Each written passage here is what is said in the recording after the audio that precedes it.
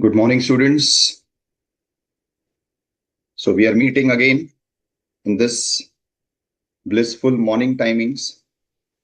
And I'm sure as we progress with this time slot, you'll find that it is helping more in understanding, in retaining, and even in building blocks when it comes to the concepts. So yes, very good morning, Hardik. Very good morning, Pitambar. Gurram, very good morning. So we are in the chapter where we started discussing about levy. Now we have already discussed levy or the basics of levy when we dealt with the first chapter on supply. And at that time, if you recall, in supply itself, I had said that in order to create levy of any tax, the basic ingredients are: first, there has to be a taxable event. Then there has to be a taxable object. Then it has to be determined who shall pay the tax, on what value, and at what rate. Now, all these things are fixed up in the section which creates what is called as charge or levy. Hence, the section which provides for all this is also called as the charging section. Now, in the GST law, as we discuss in CNS, it is section 9, in I, it is section 5, and in UTGST, it is 7. So, supply is our taxable event, which we have dealt with. The supply is the event, but the object is the goods or service. So, what should have been supplied to create the charge is the goods, service, or the combination of the two. Who is leviable with tax? Person is leviable with tax. Value to be determined as per section 15. This is what CNS says. However, with respect to import of goods, the proviso to section 5 of IGST says the value would be also determined by the customs law. And then rate, the maximum power given by the parliament under the act is 40%. Though we all know till date this power has not been exercised because the highest rate presently at which GST is being levied is 28%. Yes, there is cess in some cases, but the rate of GST is only maximum 28% as on the date. Then we discuss the concept of India, where we understood that when we talk about India, from the perspective of taxation, we are more concerned with the political boundary of India because that is where, or that is the extent up to which taxation exceeds. Now, the political boundary is up to 12 nautical mile marks, which is also called as our territorial waters. However, for the purpose of this tax, they have extended the term India or the scope of India even beyond 12 nautical miles up to 200 nautical miles, which is called as the exclusive economic zone. So this is what we discussed. Then we discussed the difference between a union territory. Difference means there are few union territories, as I have named down one of them, which is not in the list, like Delhi, like Jammu and Kashmir, like Pondicherry. Now, why are these not in the list, though they are union territories? Because for the purpose of GST law, only those union territories which are not having a parliament are treated as union territories. However, those union territories which are with a parliament or a legislature will be considered as state for the purpose of GST law. And then we started discussing the provisions of levy 9, both CS 7 of UTGST. These are virtually replicas. They are mutatis mutandis. I is also mutatis mutandis with only one difference, that in IGST you have one proviso, which is the most differentiating factor. Now, the levy is created by 5 subsections, out of which subsection 2 is the carve out, which says that for the time being, the 5 petroleum products are outside GST, but this is within the prerogative of the parliament. This is within the prerogative of the council to determine on which date they shall be brought under GST. So Constitution has not kept them outside. As per Constitution, petroleum products are very much under GST domain. However, the Parliament itself, by virtue of this subsection 2 in all the acts, has kept, or I'll say has deferred, the date of levy on these 5 petroleum products. Then, besides subsection 2, subsection 1 is the main subsection creating the charge, and then this subsection says that the tax would be payable by the taxable person. So who is the person under subsection 1? It is the supplier. Then you have subsection 3 and 4, which is creating the charge, which we call as RCM, where the person liable to pay tax is the recipient. Subsection 5, which is not covered here, will deal with it separately because there is a separate chapter on e-commerce transactions and the taxability. But subsection 5 has created the levy or charge on the online apps, which is called as the e-commerce operator, only in respect of some notified supplies of services. So this is how the charging section has created charge.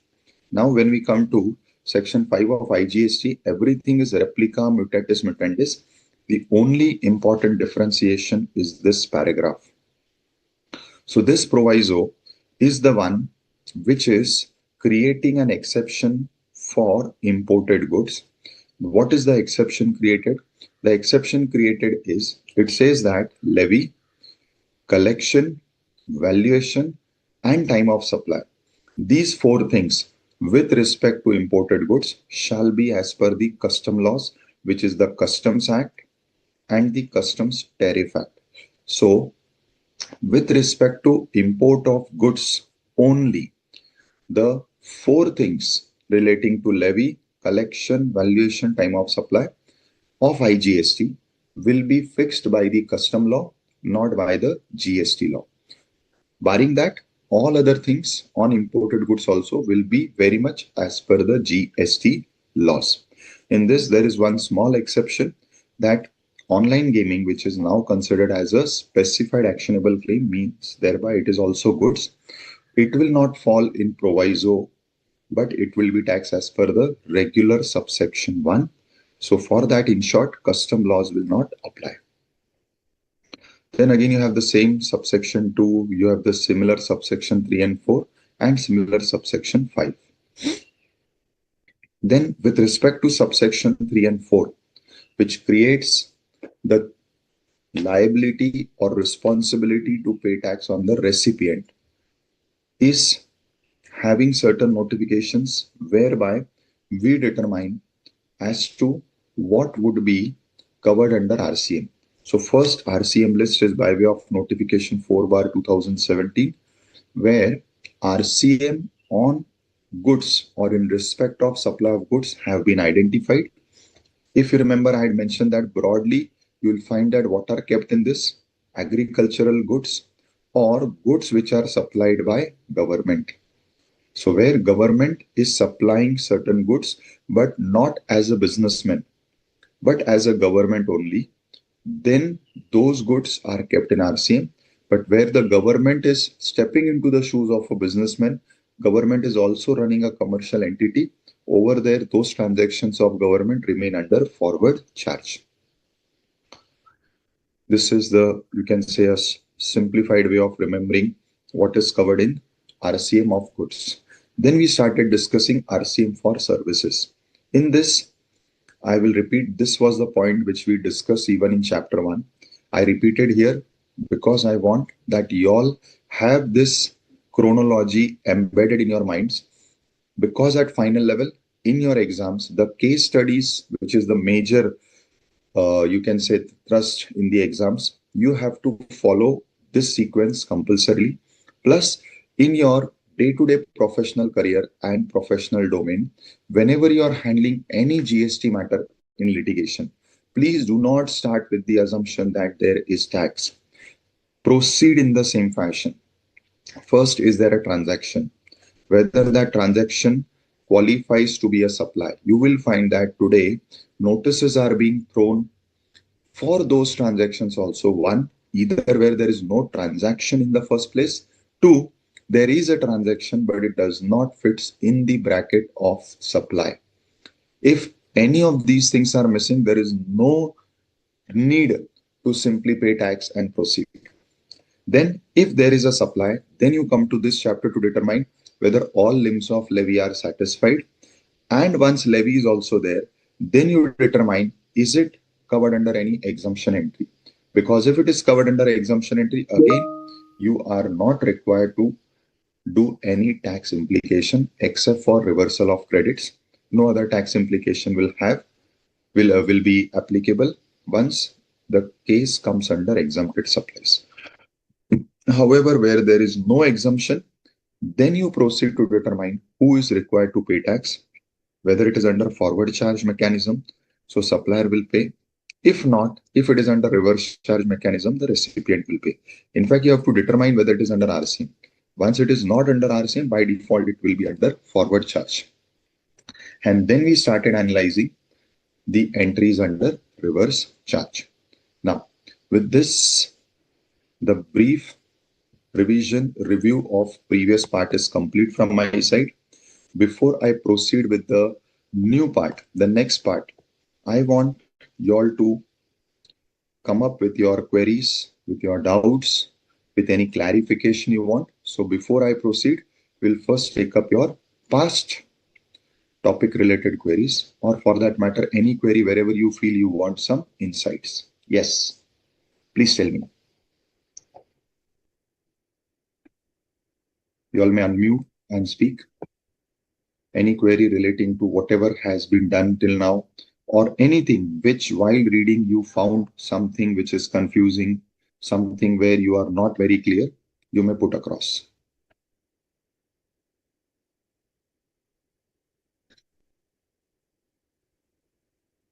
Anybody?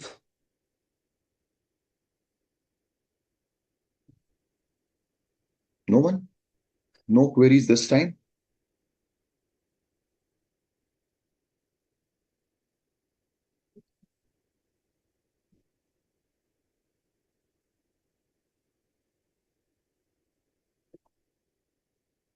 Okay. Gurum Venkata is saying no query. Fine.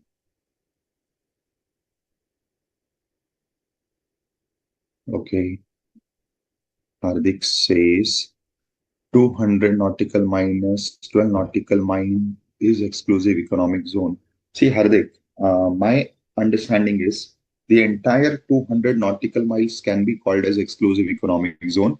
But as you rightly pointed out, that since 12 nautical miles is our own boundary, so there is no hassle. However, if you see the definition under the Act, the respective Act, the Maritime Zone Act and the Exclusive Economic Zone Act has used 200 nautical miles only, means has defined exclusive economic zone to mean the entire 200 nautical miles. But yes, conceptually you can say it will be only 188. Okay. Sure, Venkata. But try to be updated with whatever has happened so that you will find more relevance during the class. Because definitely you can come back and ask me, but when that particular topic is going, if you have already prepared, it makes more connection for you also. Okay, now moving on to some more RCM entries. Now the next RCM entry is with respect to entry 9. Now entry 9 deals with services which are provided by. Now if you see this list, it is basically or mainly relating to our cinematography field, where you will find these all professionals who are playing or who are part of this particular field, and they are providing some services either to the music companies, like we have music companies in the form of Sony, we have music company in the form of tips, or in relation to some movies, some web series, or any type of serials. These are professionals. Who are they? The music composers, the photographers, and the term used is artist. So the artist would also mean, I believe they would include the dancers, they would include even the actors. So all these suppliers, that is the services provided by any of them, the music composers, the photographers, and the artists, and then it says or the like. So majority of the professionals working in this industry are covered. Now, when they are composing, let us say a music composer is composing some music note, and this would be one of the albums for a music company. So whatever music notes are composed by the composer, obviously he would be charging either upfront amount or maybe on royalty basis. So that is what is covered under RCM. Similarly, where any photographer or for that matter any artist is working in some serial or in some OTT web series or for that matter any movie, then whatever is the remuneration, either fixed or variable, which the producer has to pay to this artist. In all these cases, the tax would be paid by the producer or the music company under RCM, and all these suppliers of services are kept outside. So if you see the logic, if you see the entire logic of this list, what is the logic of RCM? Now, please understand and appreciate. We have borrowed this concept of RCM majorly from service tax and minorly from VAT. Under VAT, that is the earlier sales tax, RCM was applicable whenever you were buying goods from another state and bringing it to my state. So let us say I'm state of Maharashtra. You are a dealer in my state. You have purchased some goods from Karnataka. You have purchased some goods from MP.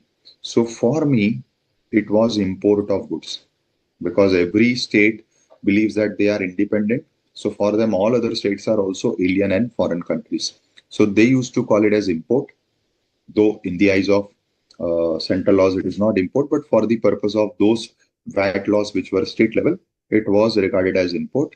And on that, there was something what is similar to RCM today. Secondly, there was RCM concept in VAT whenever you were making purchases from unregistered suppliers.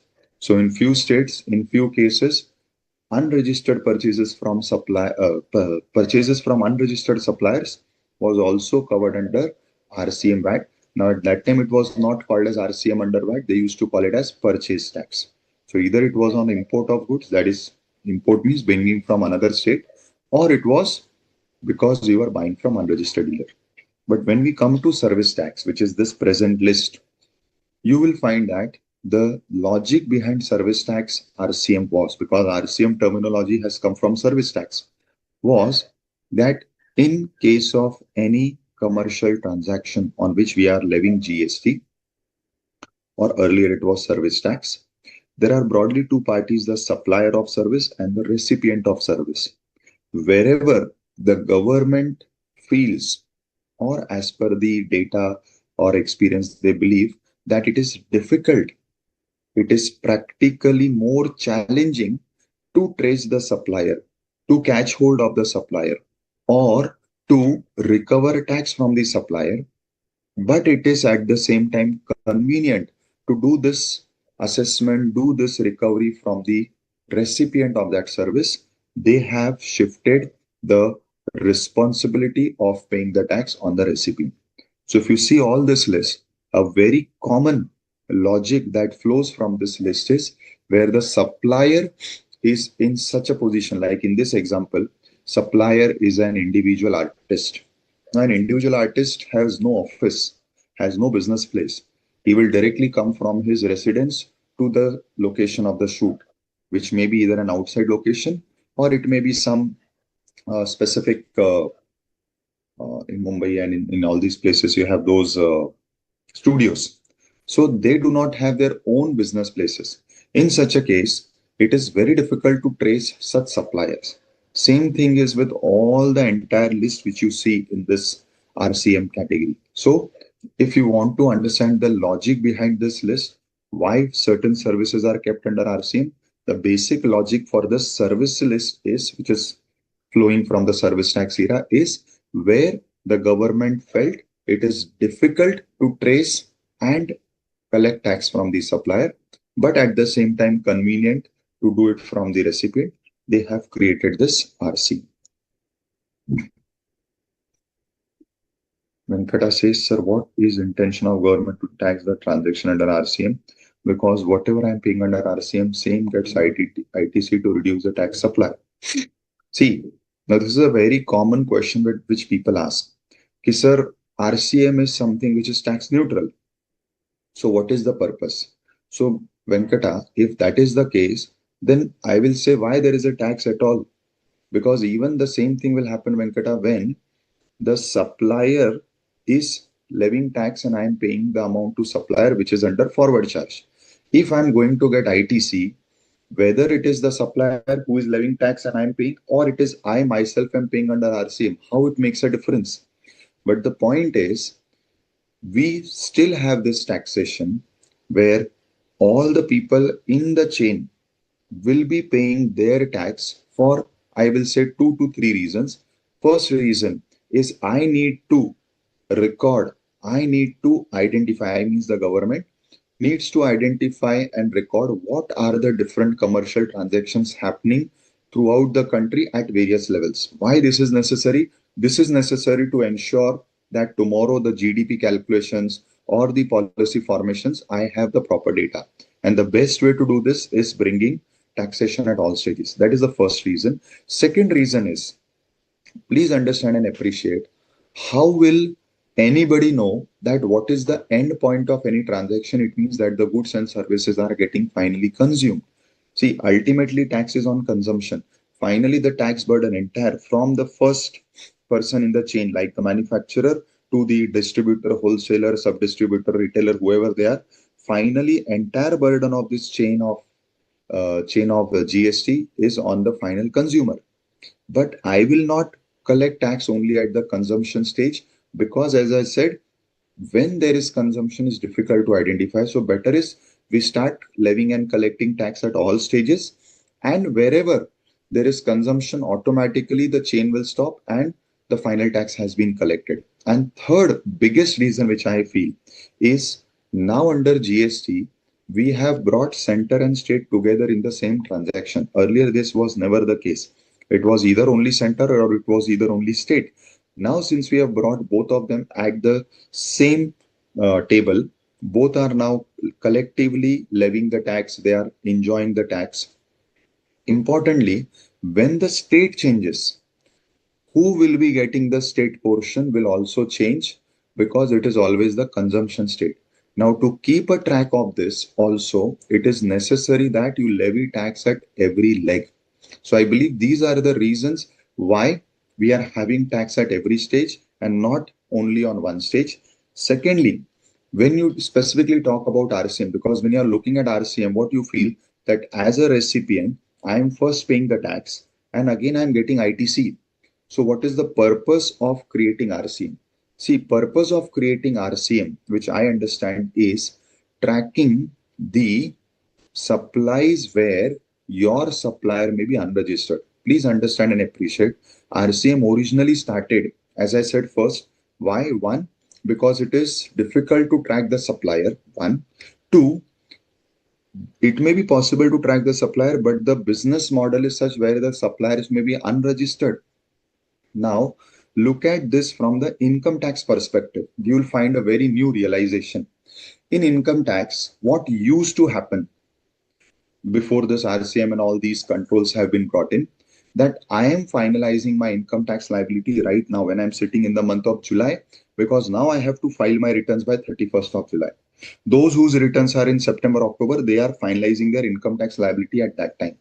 Now, you all would be knowing, as you all have experienced this in your articleship, that the person who is coming to me for income tax, he will first come and tell me कि sir मुझे 10,000 रुपए tax भरना है. So he comes and tells me that maximum I am ready to pay tax of 10,000. Now you do whatever calculation you want. Now if that is the case, then what do the tax professionals do? They do back calculation with 10,000 as the final liability, and they derive the profit. And for getting that profit, what was happening commonly was booking expenses. Booking expenses means just showing entries of expenses, and all were bogus. Now, when they were booking these expenses by default, what they had to do was they had to show that the suppliers are unregistered and etc. That is why there are no bills. Now, in order that these things are also tracked, bogus bills are not booked. And now, if you see the other amendments brought in the GST law regarding the payment of tax, the filing of returns, reporting of everything, you will realize that all these provisions are brought in so that it is not the only purpose of one tax. It may be at the national level, at the policy level. So these are the different reasons, I believe, why we have this RCM concept, right? You are saying, and suppose any registered supplier dealing in exemption goods for transport purpose. See, but wherever there is exemption, RCM has nothing to do. Wherever there is exemption, there is going to be increased cost burden because the chain of ITC will break. But that will happen whether it is forward, whether it is reverse. See, Venkat, I agree that government cannot stop bogus purchase. That will never happen in any country because where there is business, where there is tax, where there is governance, where there is controls, there will be people who will try to find out the way to get out of it. And it is not that it is only in our country, it is across the globe. But still, as government, it is always my responsibility that I should try to block those areas where there is revenue leakage. Fine. Pitambar says, are in point number 9, only use and or transfer of copyrights covered, not normal acting or related services by actors.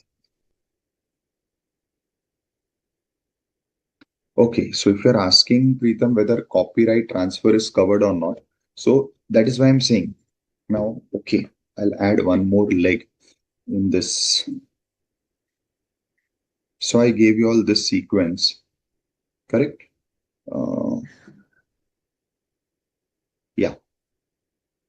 Now I'll add one more leg in this, that when you determine it is levy, also determine at the time of levy, or rather, in fact, you can determine it here itself, that whether the transaction is supply of goods or supply of service.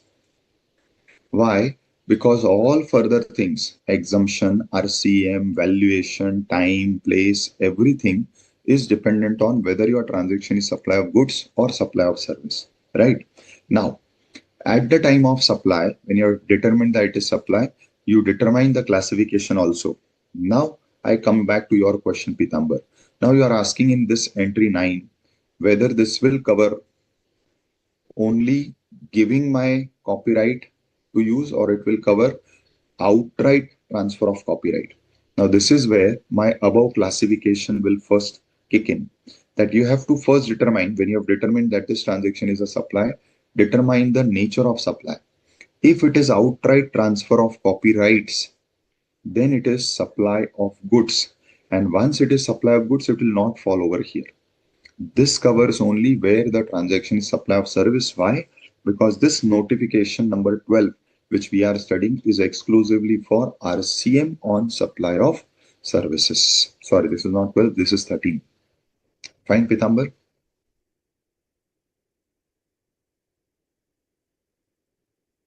What is Yogesh RCM on rent? What is your question?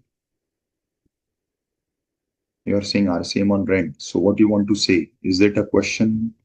Is it some? No, sir. I was just saying that one of the example where the bogus bills has been stopped by the government, like putting the RCM on the rent. Correct. So I was just mentioning the example. Okay, okay, fine. Sir, good morning, sir. I have one question. Good morning. Tell me. Sir, the RCM concept from unregistered person to other person is fine. The logic is correct. Say example, service by way of renting of residential dwelling to a registered person.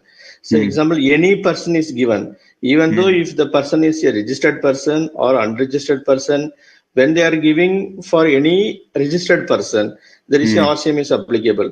Why they are bringing the registered person also? The forward charges is not applicable for them. See, again, I'll tell you, for many of these entries, what is the logic? They feel that it is easy to track the recipient rather than the supplier. Point number one.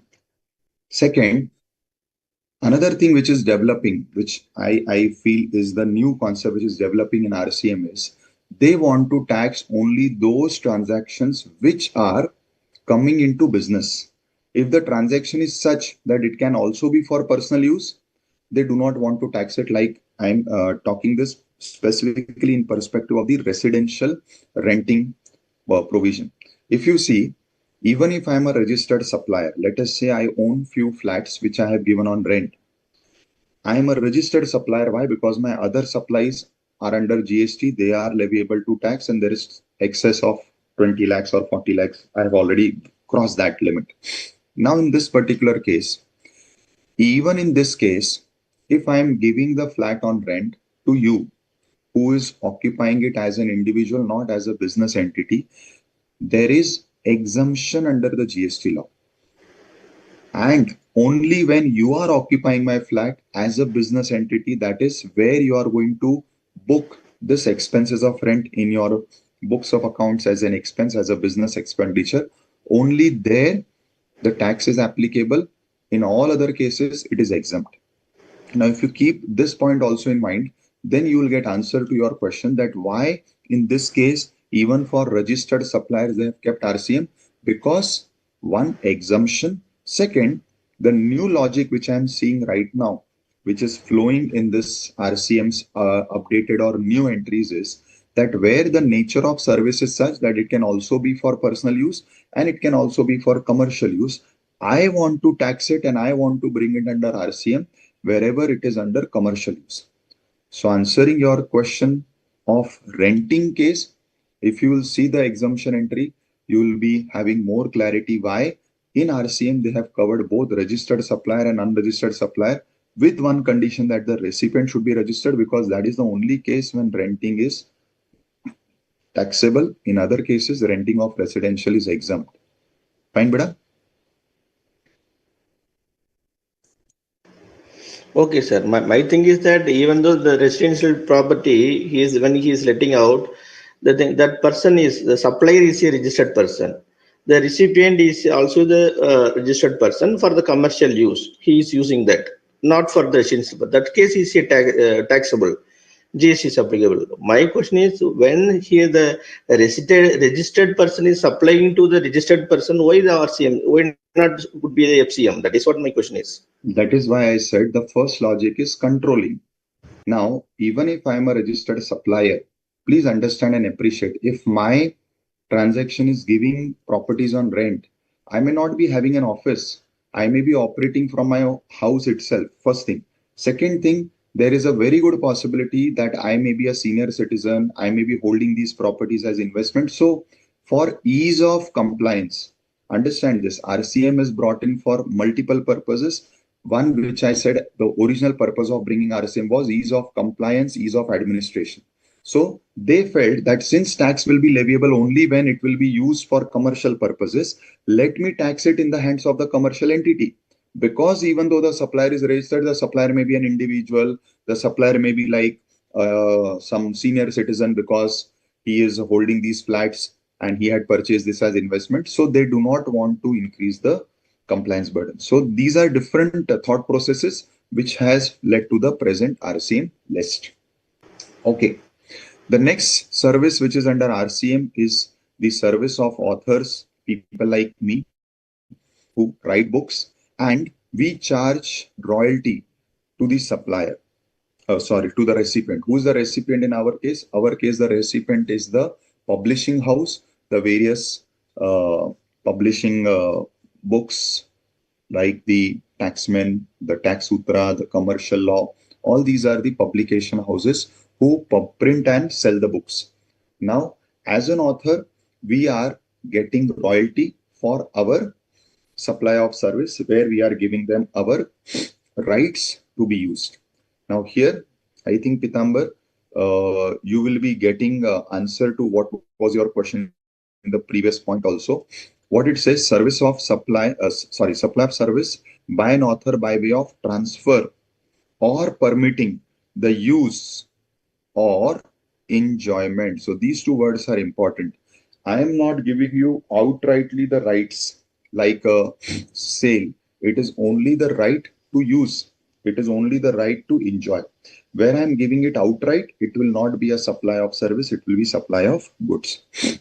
Importantly, similar to GTA, even for authors, there is an option. What is the option? If the author wants, the author can remain under forward charge. So, as an author, if I give the declaration, I will continue to be under forward charge, right? Yes, but I have written multiple books. They are on different aspects of GST. And very recently, last month, published book is with commercial publishers, and which is GST on real estate taxation. Prior to that, in the last year, it was GST on online gaming, and prior to that, it was GST with related to some input tax credit issues. Fine. Okay. Next. Great, sir. Super. Thank you. Somebody, I think, asked me this question, sir, what books you have written? You have only asked Swaminathan. Yeah. Fine. Now, few more services. These are the ones which are not very common. So these are the services by the members who are, has happened. Where from this box has come?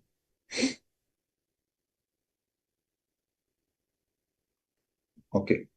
So the services of members, these are the members of one of the committees of RBI, and they are providing the services to RBI. The law says mainly these members many times are sitting outside India. So they have said that better RBI pays the tax. Second is where these direct selling agents who are not body corporate or partnership, etc. In short, they are individuals and they are providing services to banks or NBFCs. Now, what is the example of this? Regularly, you would be receiving calls from banks saying that I'm speaking from XYZ bank and I want to provide you credit card, or I'm speaking from XYZ bank or NBFC. We have such type of a special overdraft facility, or since you are a professional with so much years of experience, we are providing you loans without security. Now, all these are not actually speaking from banks, they are speaking from call centers, or at times you will see that they are even individuals who are hired by these banks, NBFCs, for making calls and getting them these type of customers for which they are paid some commission. So again, in such cases, it is difficult for government to track these people because majority of them are individuals, and anyways, that is a precondition that they should not be a body corporate or partnership LLP. It means they are individuals. So in such cases, the recipient, that is the bank or the NBFC, will be paying GST on the commissions paid to such direct selling agents. Similarly, if there is again an agent who is now called as a business facilitator and who is providing services to bank. Now, who are these agents? Many times when the banks wants to expand their business to remote places, they do not have much knowledge about the domain or the nature of what happens in those remote places, like some interiors of a place. And the bank wants to develop its banking business, maybe wants to tomorrow start a branch. In such cases, they take help of some local person who is again like an agent, but over here they are called as business facilitator.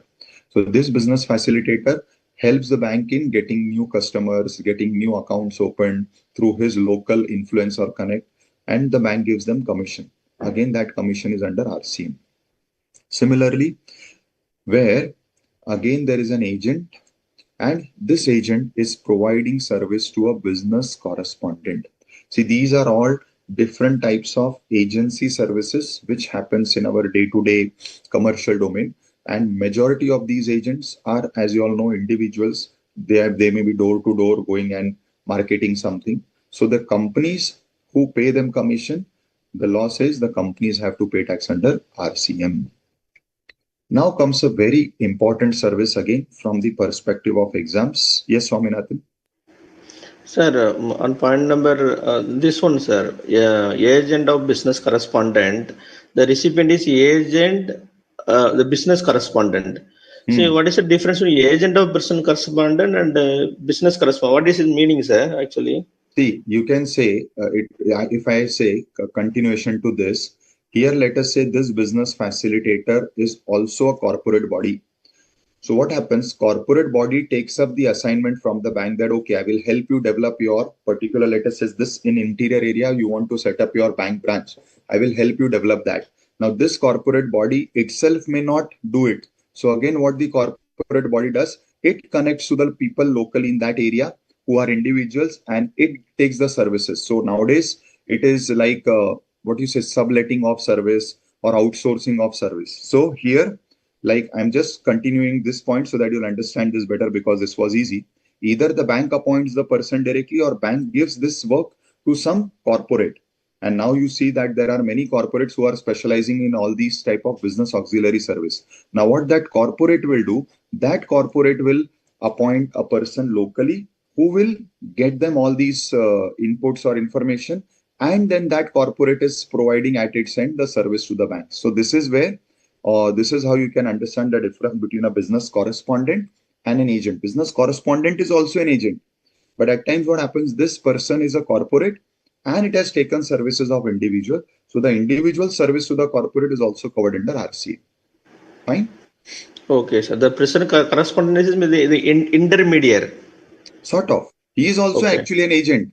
But what happens? He has now further subletted. So Okay. that service will come under RCM. It's going on chain. Yeah. Fine. Now, from perspective of exams, this is another service which is important. What are these services? These are security agency services. Now today, in every residential complex, we have security guards. In every business premises, you will have security guards. In fact, now people have started even having their personal bodyguards. Now, personal means does not as a person they are taking the bodyguards. They are taking for their business purpose only, because with respect to their business, they need some safety security, because that is how the nature of business is. For example, now big builders, big jewelers, they carry a personal safety or security guard. Similarly, all these celebrities, they have their bouncers. Now, when all these people are hiring these security personnel, they do not hire the person directly. They go to some security agency and they specify the requirement that, okay, I want a 24-hour security guard. I want 10 security guards because I'm running a jewelry shop and I have entrances and different points where I need security guards. So I will hire a security agency who will be doing this for me. Now, again, same logic, where the government feels it is difficult to track the supplier. When it will be difficult to track the supplier? When the security agency who is a supplier is not a company. See, when it is a company, it is much easier to track. Why? Because a company has registration with MCA. A company generally will have its own corporate office or some proper office. So many times it is easy to track companies. That is why in majority of these lists, wherever you are reading the supplier column, you'll find that it is other than body corporate. And who's the recipient? Now here there is a change. Earlier here it was body corporate in the recipient. Now they have said it means a registered person. So wherever a non-body corporate, so it is an individual who is running the security agency. It is generally nowadays partnership firms who run these security agencies. They are providing security guards, that is security services, to a registered person. Then such transaction is under RCM. Now, what is very important to be noted is that when we say that the recipient should be registered, you will find this exception in many of these entries. What is this exception? The exception is that under GST, we have the concept of TDS. And if you know the TDS under GST, presently the TDS is deductible only in one case in GST. In income tax, you have TDS in multiple scenarios. In GST, the TDS is only in one scenario where I'm the supplier, I'm a businessman, and the recipient is government. and government has floated some tender, some contract, and I am doing that particular activity for the government. So where under some tender, I am providing goods or services to government, that is the case which is covered under TDS of GST. Now, in such cases, because the government has to deduct my TDS, it has to by default, without its choice, take a registration under GST. But otherwise, that government unit, that government office is not doing anything in GST, that is, they are not making any outward supply. But still, they are taking registration under GST only for the sole purpose of deducting my TDS.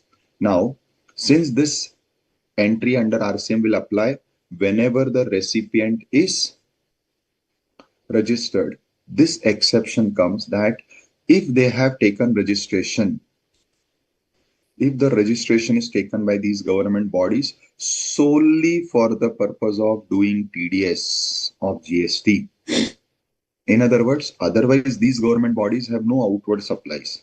They are not covered under GST for any reason, but solely for deducting TDS, these government bodies. Who are these government bodies? They may be either the department of some central government, state government, or it may be a local authority, or it may be any government office or agency.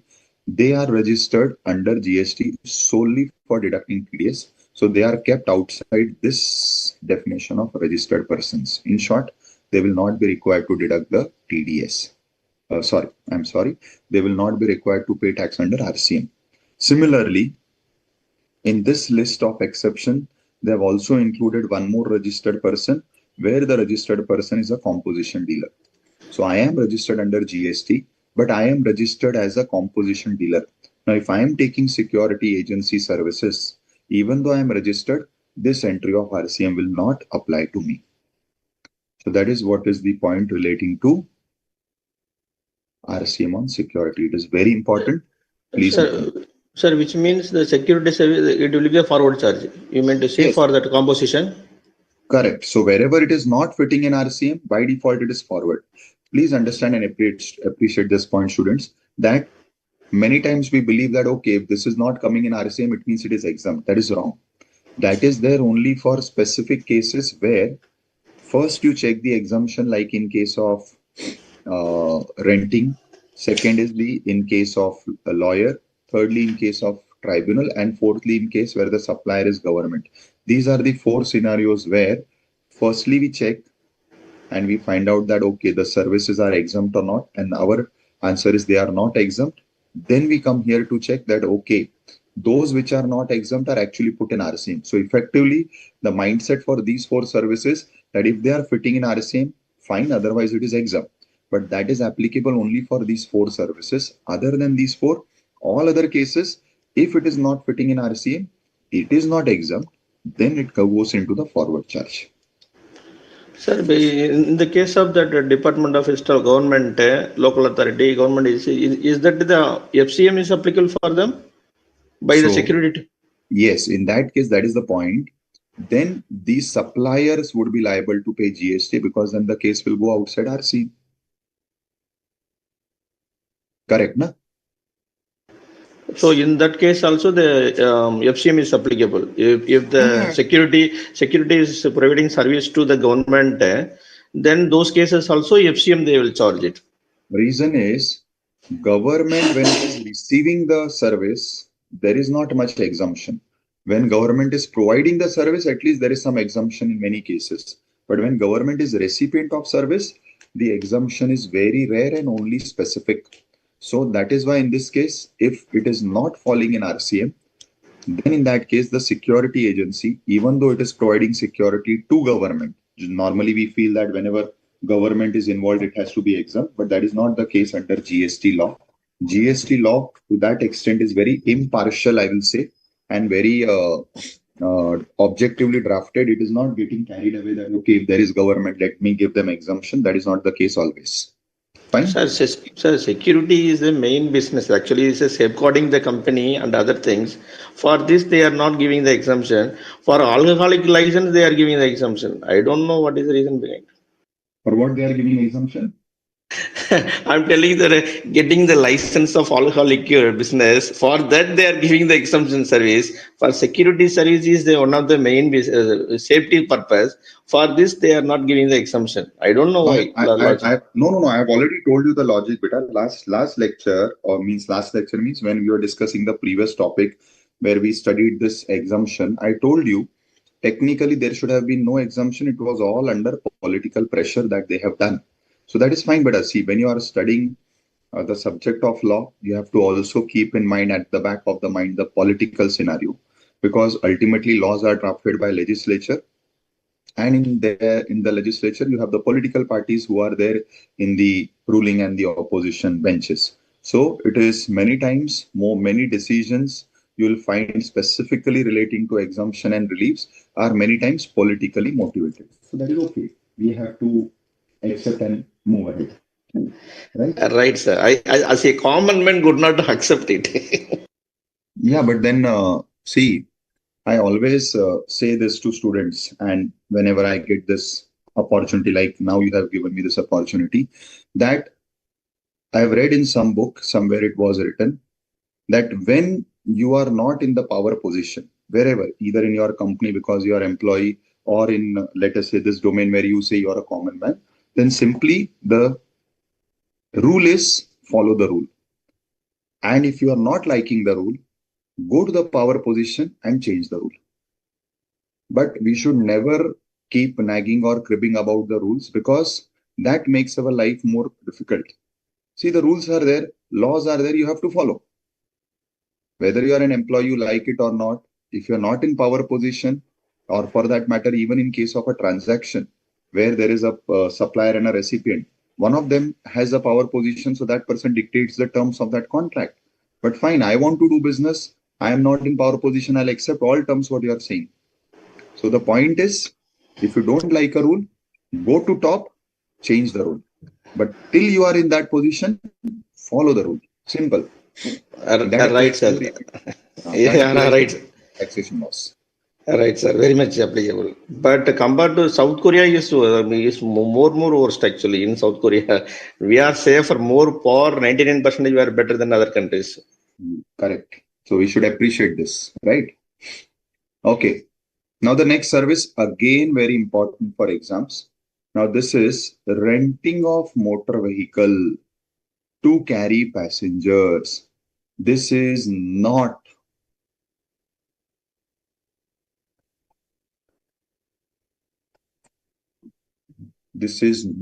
passenger transport.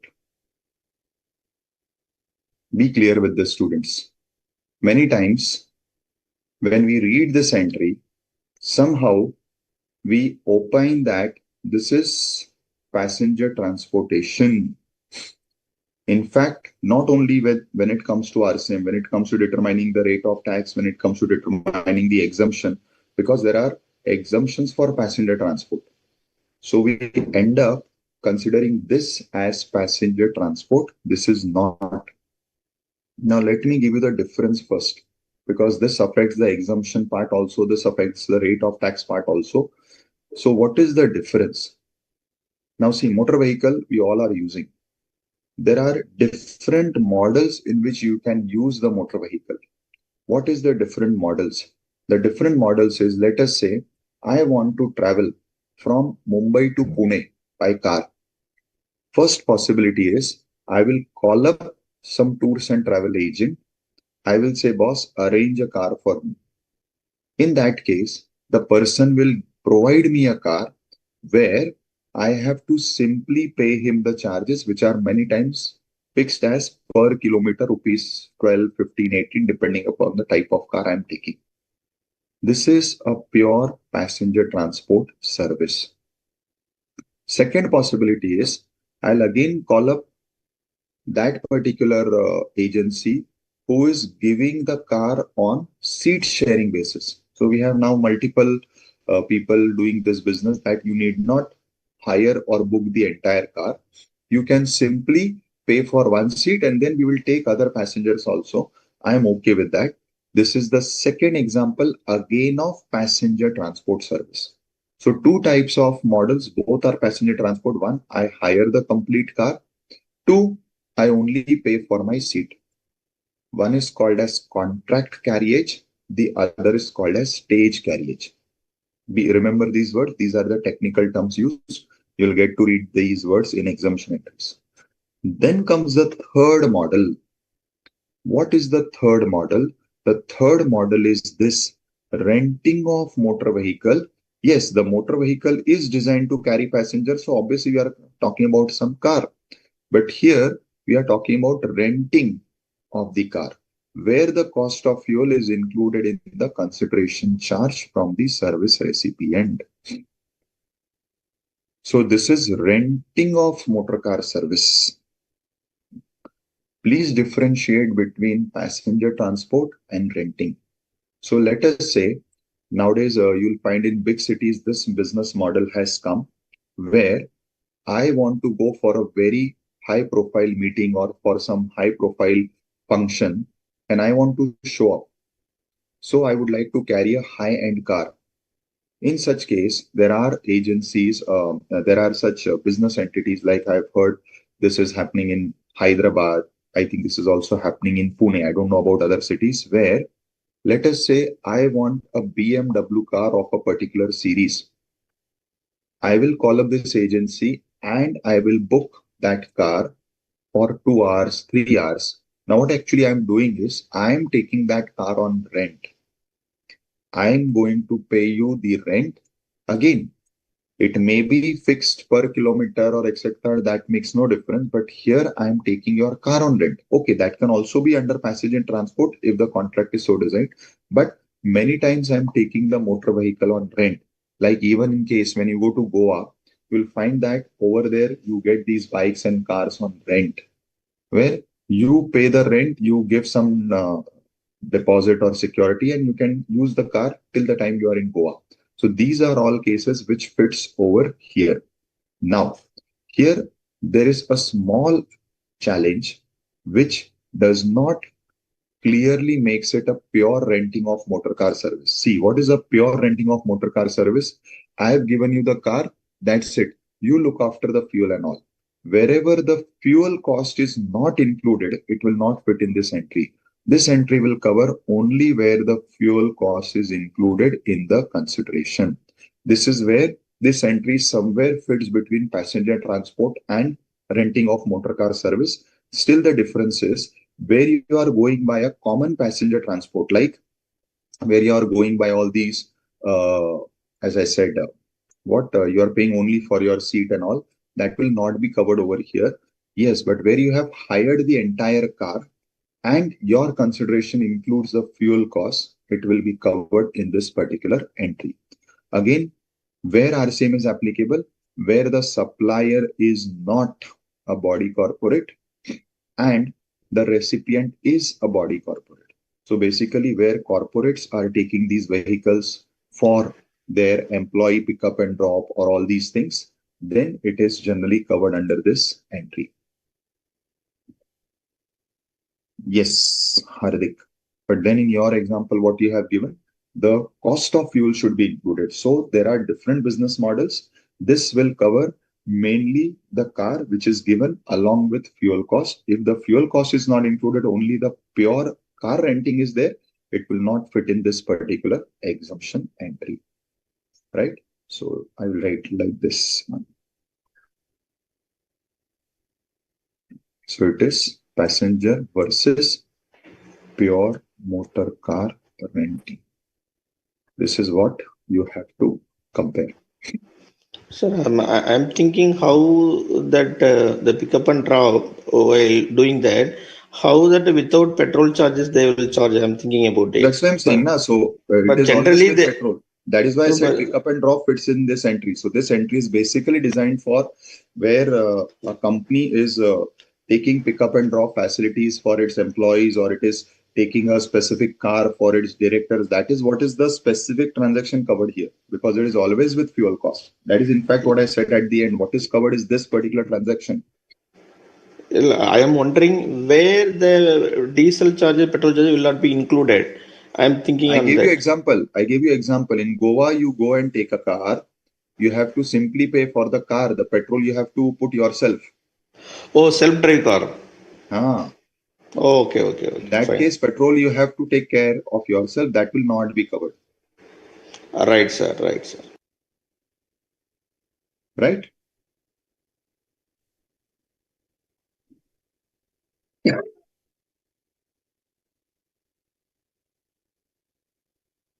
Hmm. Next, service of lending of securities under the securities lending scheme. This is a very specific transaction where the lender, that is a person who deposits securities registered in his name, in the name of any other person duly authorized in this behalf, and the borrower is the person who borrows the security under the security through approved intermediary. So it is a very specific service of lending of securities. I have never handled this type of case, but okay, academically it is there. Now, all the above entries which we read under RCM were from the perspective of CGST, SGST, but all are replicated in IGST also. However, the IGST is also covering one additional service which logically will not be covered above because it is only covered in interstate transactions, that is import of service. So besides all the above, because all the above are there in case of C plus S plus I, but besides that, I will cover one more service which is import. What is that?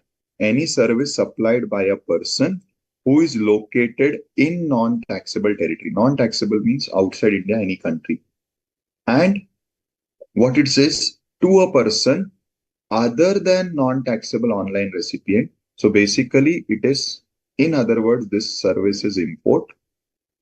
So supplier is outside India. So the supplier is a foreign entity, anybody who is supplying the service. So it is a foreign entity supplier. And the recipient is located in taxable territory. So the recipient is in India.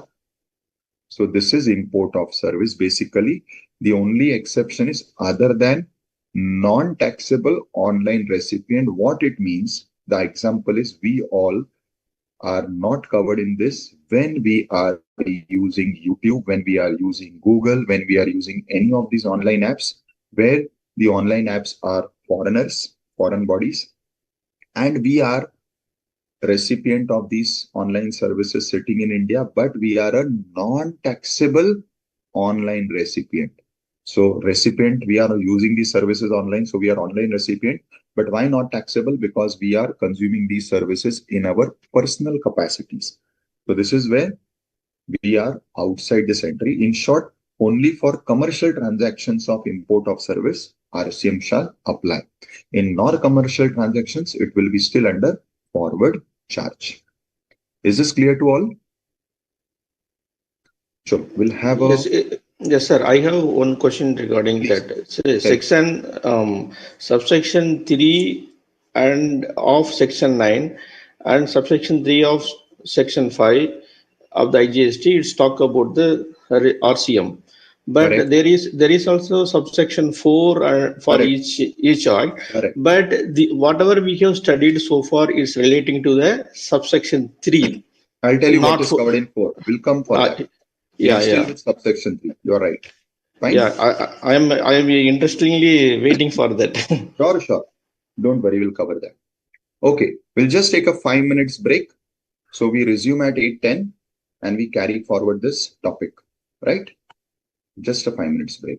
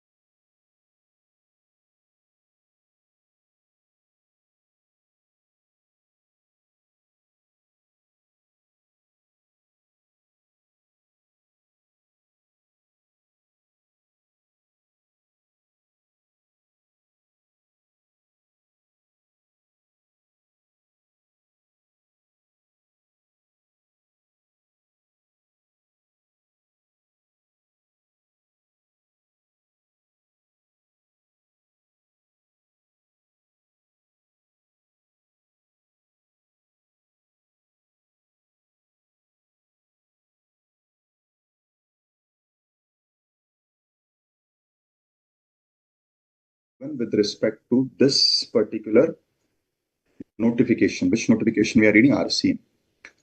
Swami, can you please read for me, Swaminathan? Yeah, which one you want me to read, sir? Every we are going to study every, because that is going to have some important explanations. You can start with A. 1 minute, sir. For the purpose of this above service, the following explanations shall apply. A. The person who pays or is liable to pay freight for the transportation of goods by road in goods carriage located in the taxable territory shall be treated as a person who received the service for the purpose of this notification. Okay, now this explanation pertains to our first entry, which is of GTA service.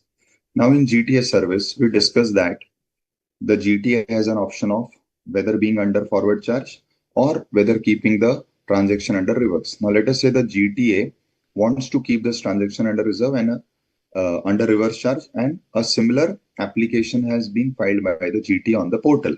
So this financial year, the GTA service would be under RCM. However, the question is, even if it is under RCM, who is the person who has to pay the freight? That is the critical point. Why?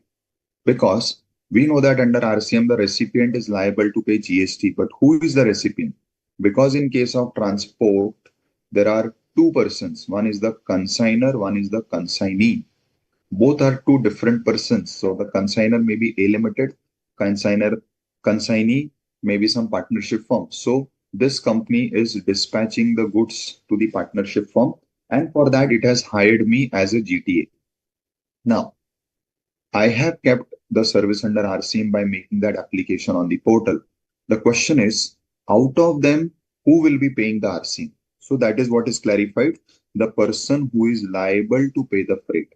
Because the definition of recipient under GST law is very specific. It says that the person who is liable to pay the consideration will be considered as the recipient, and under RCM, the liability is shifted to the recipient to pay the GST. So this is what is clarified in first explanation, that out of consignor and consignee, only one person is the recipient, and that one person will be also liable to pay GST under RCM. I hope this explanation is clear. Now, another very important explanation. Now, why this explanation is important? Because in multiple of the above entries, it has been specified that the supplier should not be a body corporate, but the recipient should be a body corporate. In some entries, only the condition is on the supplier side that the supplier is not a body corporate, or it is only on the recipient side that the recipient should be a body corporate. So in any case, in multiple of the entries, you have a reference of body corporate. Now, generally, when we say body corporate, we presume that it means only companies, but that is not the case. So what it means, let us discuss. Yes, Swaminathan. Yes, sir. Point number B. Body corporate has the same meaning as assigned to it in class number 11 of section 2 of the Companies Act 2013. As per section 2, subsection 11 of the Companies Act. Not subsection. It is clause. It is already.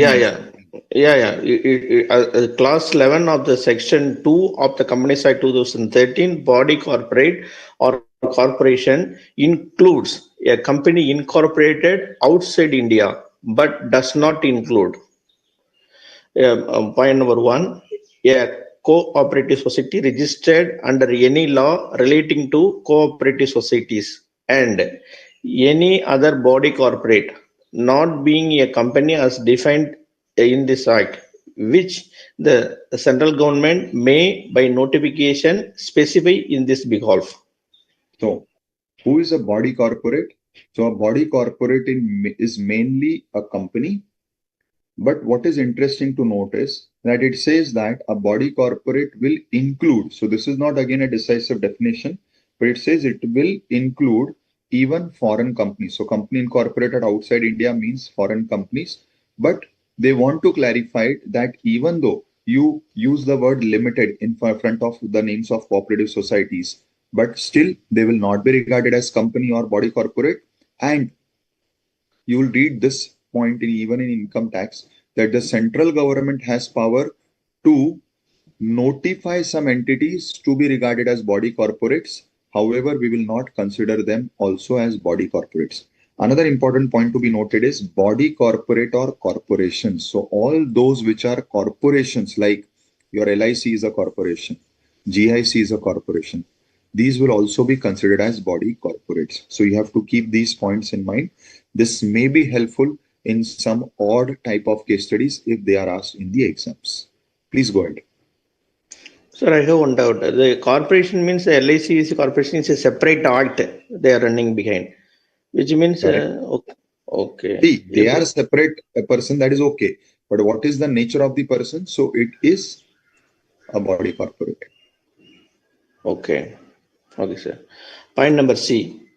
The business entity located in the taxable territory who is uh, Litigant. litigant, applicant, or petitioner, as the case may be, shall be treated as the person who receives the legal services for the purpose of this notification. Again, this is with respect to the lawyer's legal service, which is under RCM. Now, what is clarified is, again, if you remember, under lawyer service, RCM is applicable when the recipient is a business entity. And if you remember, I had mentioned that it should be a large business entity because that comes from the reading of exemption notification also. And then it further says who is located in the taxable territory, that means India. Obviously, see, remember this. No RCM will apply where the recipient is outside India because government has no control over that person. So whenever we are reading the RCM entries, by default in the recipient category, the person should be located in taxable territory. Fine. Now, what is interesting is that in case of legal entry, the words used are who should be the recipient? The recipient should be a business entity. Now they have tried to clarify here that who will be covered in this RCM entry, or who will be the person who is liable to pay tax under RCM. It is the person who is the litigant or applicant or the petitioner. Means what? When we talk about the legal service, in legal service, the person who is coming to me is coming to me with the purpose of going into litigation, that is filing some appeal, filing some case. Such persons are called as the litigant, or they are also called as the petitioner, or they are also called as the applicant. So whoever is filing the complaint, whoever is moving the court in the form of writ petition or in the form of appeal, they are all called as the litigant, applicant, or practitioners, petitioners. So in short, what they have tried to clarify here is that we want to make the business entity as the person liable to pay tax under RCM for lawyer service. But that is only when the business entity is the litigant. In that case, the business entity will be treated as the person who is receiving the legal service, in short, the person who is liable to pay the tax. Now, what they are trying to indirectly clarify here is where Vishal Poddar is going to a lawyer for taking the service, but Vishal Poddar is going to the lawyer as an individual. So Vishal Poddar is the litigant, applicant, etc. But in that case, Vishal Poddar is acting in his capacity as an individual. Why? Because the matter under consideration is his personal matter.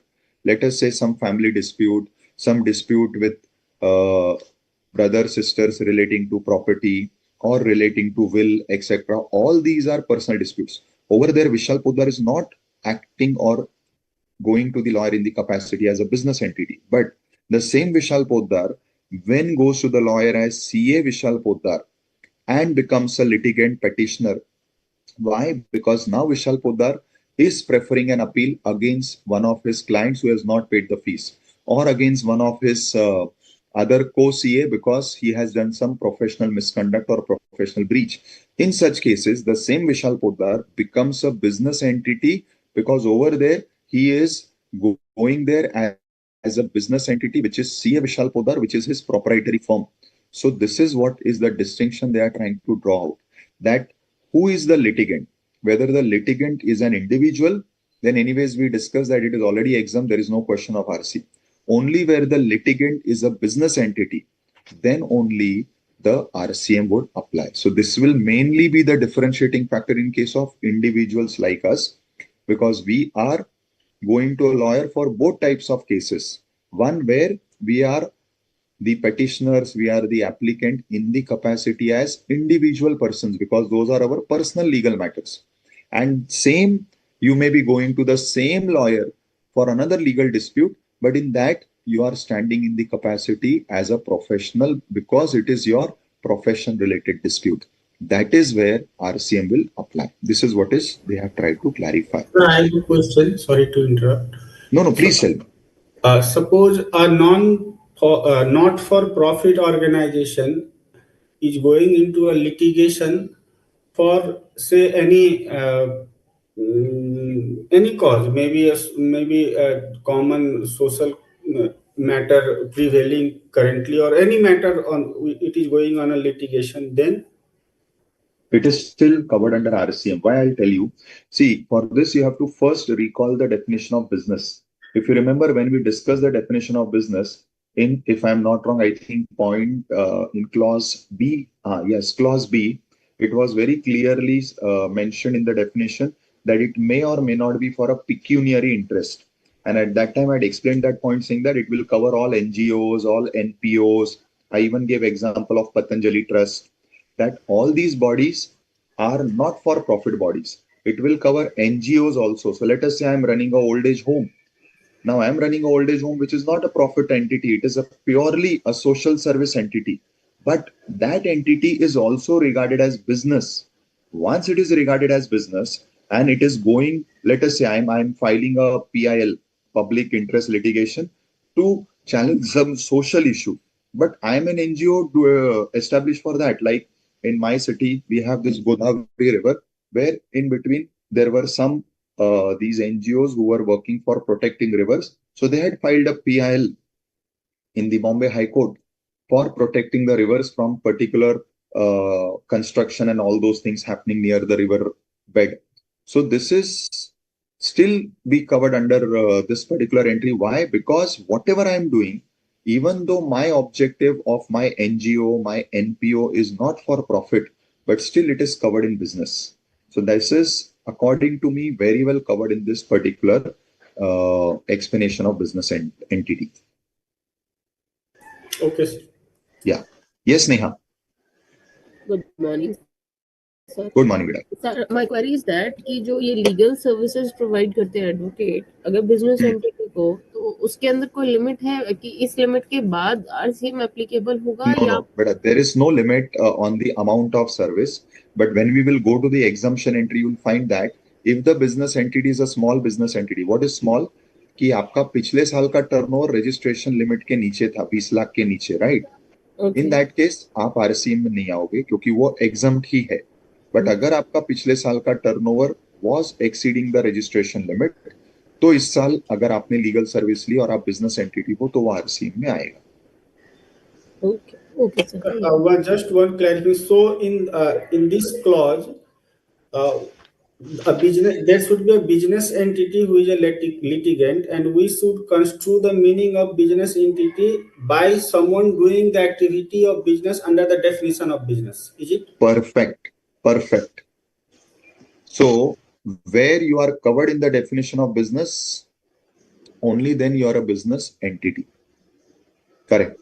See, mainly this, I believe, is mainly for differentiating an individual from a professional, mainly. Because there will be an overlapping only when I go to the lawyer, and I'm going to the lawyer regularly. But for some matters, I'm standing in the capacity as a professional, so I become a business entity. But when I'm going to the same lawyer, but the matter or the issue involved is my personal legal issue, there I do not stand in the capacity as a business entity. So I believe basically the differentiation will be more with respect to individuals. D we can very well ignore because, yeah, tell me, Swaminathan. Sir, can I assume that as soon as the business entity or a business is as soon as registered in the GST, can we assume that it is a business entity? They are applicable for RCM? Not necessary it should be registered. Why it should be registered? See, the Why it should be registration, registered from the registration will happen on the voluntary basis, or where there is a limit when it's exceeding, they will register the GST. Okay, but let us say I'm not registered. See, I'm taking example of saying this NGO. Let us say I'm running an Okay. NGO and I am receiving donations only, which is not a supply, correct? Okay. And I am receiving some nominal fees or something where the amount is below 20 lakhs. So I do not take registration because one, I don't need any registration voluntarily, and neither I am covered under the compulsory limit. Now, in this particular case, I am not taking a registration, but will I not be a business entity as per the definition of business? Yes, you are the business entity. That is the point. So, why I need to be registered to be a business entity? This is what I'm trying to bring out. Okay. In that cases also, when the person is receiving the legal services, he is liable to do the RCM. Liable for, yes, yes. This is what is interpretation. See, again, let me tell you, maybe some other professional or advocate may have slightly different view, but this is what is the view we are carrying for the purpose of our exams. So that, because see, when you come to the real professional world, you will find that for every clause that we are discussing, somebody will come out with a differentiating view, and that is how the profession goes. And that is very good that people interpret the law in a different manner. But we have to restrict ourselves for the purpose of exams. So for the purpose of exams, you can very well take this as the final conclusive answer, right? Right, sir. Clear. Okay. Now go to clause D. It is not relevant for exam, but this is a very common clause you'll find in all notifications, rules, etc. Please read. The words and expression used and not defined in reverse charge notification, but defined in the uh, CCST Act and the IGST Act and the UT-GST Act shall have the same meaning as assigned to them in those acts.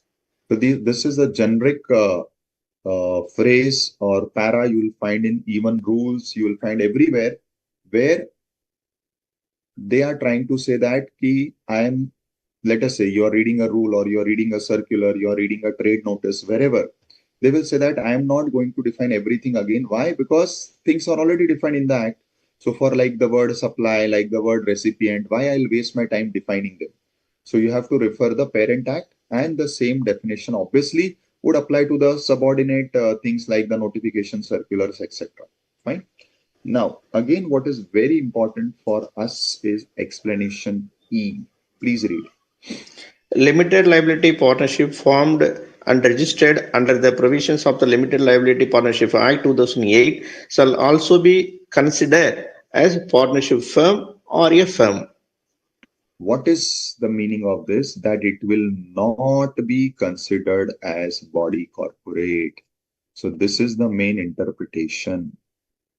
That LLP, why now this is important? Because if you see as per LLP Act, the LLP also gets the status similar to a company. In fact, it is registered as a company. That is what is the basic difference between LLP and a partnership.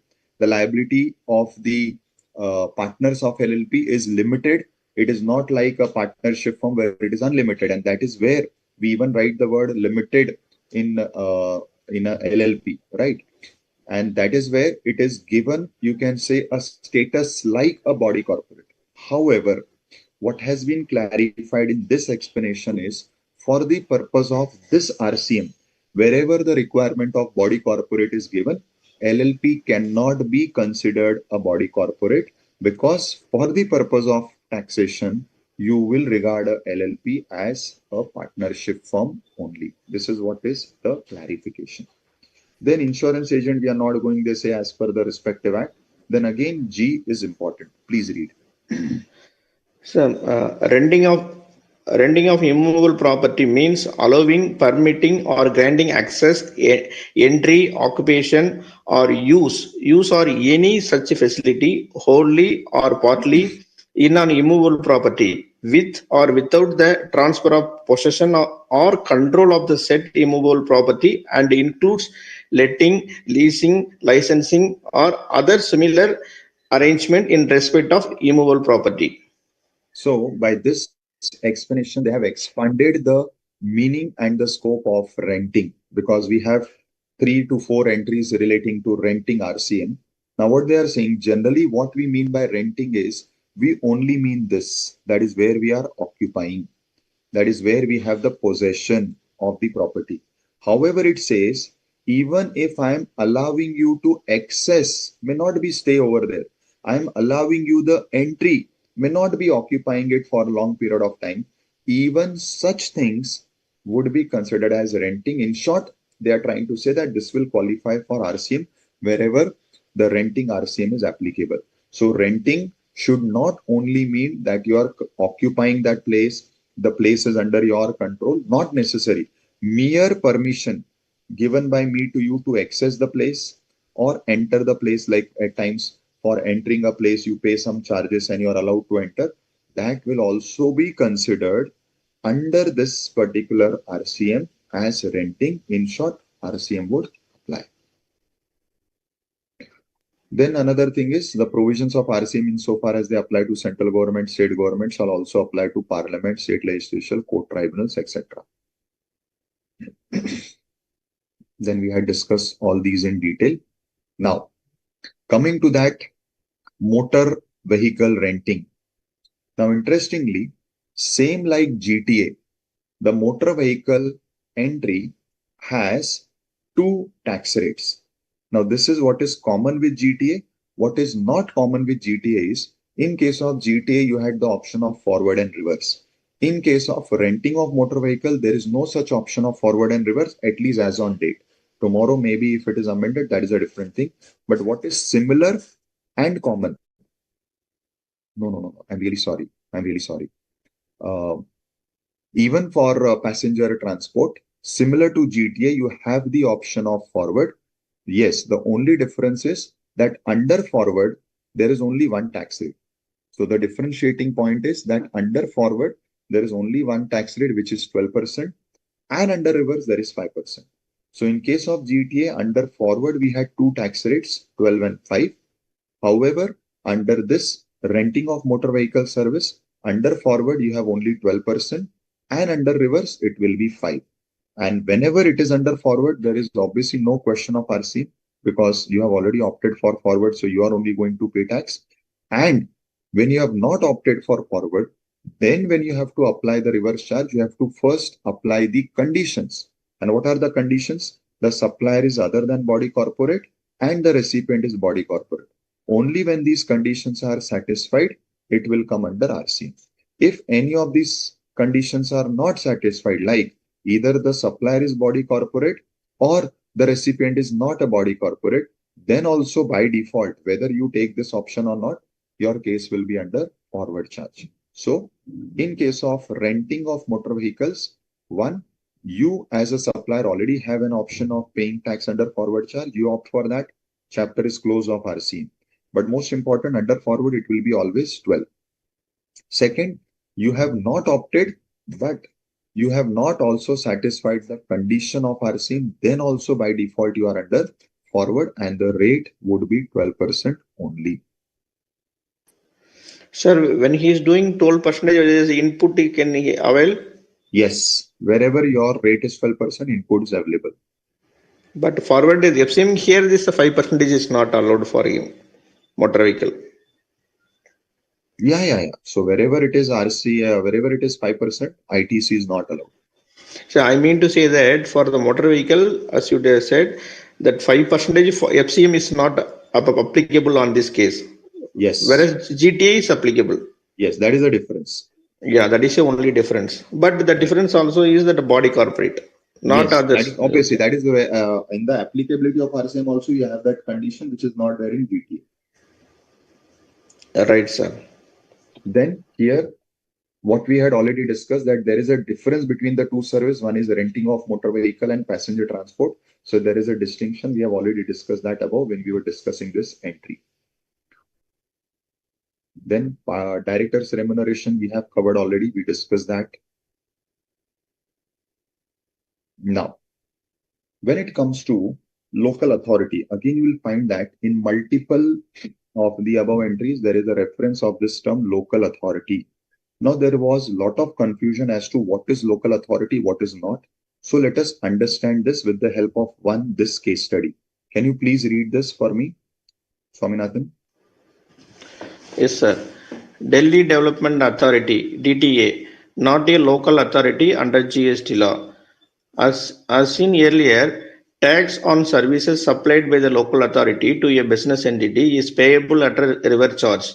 The issue which arose for consideration was whether DTA can be treated as a local authority under GST law. It has been clarified that since local authority means an authority which is similar to the elected self-governing body such as municipal committee and which entrusted which is the control and management of municipal or local fund can be termed as a local authority. Here, the Delhi Development Authority cannot be treated as local authority under GST law, as DTA does not meet the requirement of local authority as per Section 2, as per Clause 69 of Section 2. So, what is the very important point, students? See, we have many entries where the reference of local authority is given. Now, generally, local authority means your municipalities, municipal corporations. However, there are other local level authorities which are created by the government for various other functions to be carried out. Now, one such issue came up with this authority, which is the Delhi Development Authority. Now, you have in other states the PWDs, you have the Zilla committees, so many bodies are there which work at the local level. Now, the question is, whether those bodies which are working at the local level entrusted with some function by the government only, can it be regarded as a local authority? So for this particular analysis is very important. So what is a local authority? It has been defined. It says that local authority means that authority which is similar to the elected self-governing body. Means what? Firstly, this particular authority should be run by a elected self-governing body. So self-governing bodies like all your companies have board of directors. Similarly, all these municipalities have elected corporators. So even in that local body, which you are analyzing whether it is local authority or not, you have to check that whether first it has a self-governing body or it is being regulated by government sitting in some other place. If it is regulated by government sitting in some other place, this will not be called as a local authority, then it will remain a simple government entity. But where it has its own self-governing body first, and second, it is elected. There is a difference between being elected and nominated. Many times in government entities, the board members are nominated by government. Then again, it will not be a local authority. So these, like in case of our municipality, we have municipal elections where we go and vote and we elect them. So it should be elected by the process of election. And most important, that this particular committee should be entrusted with the complete control and management of its fund. So see, this body is carrying out various functions for it, which it requires money. The money may be raised by the body itself through local taxes, like what we pay to municipality in the form of property tax, local tax, or it may be getting this fund from the government in the form of grants. That is okay. How it is getting the money is not a condition. But the point is, it should have complete control of that money. In other words, it should be having the power to decide where, how much the money would be spent. If this power is not given to this body, it is again handled by the top bodies, then again this will not be considered as a local authority. So for being classified as a local authority, you should have these elements present. Any one element is absent, this will not be considered as local authority. And once it is not local authority, many exemptions will not apply, which we study in exemption notification. And many of the RCMs will also not apply. In that case, it will be under forward charge. Now we go to subsection 5 of the charging section, which was not covered above. Now, what is this subsection 5 of the charging section dealing with? It is dealing with only very limited notified services. Presently, I believe it is 5. Now, what does this subsection 5 of section 9 of section 5 says that where there is e-commerce operator, in our day-to-day language, some app, and through the app, the supplier and the recipient are getting connected and the supply of service is happening.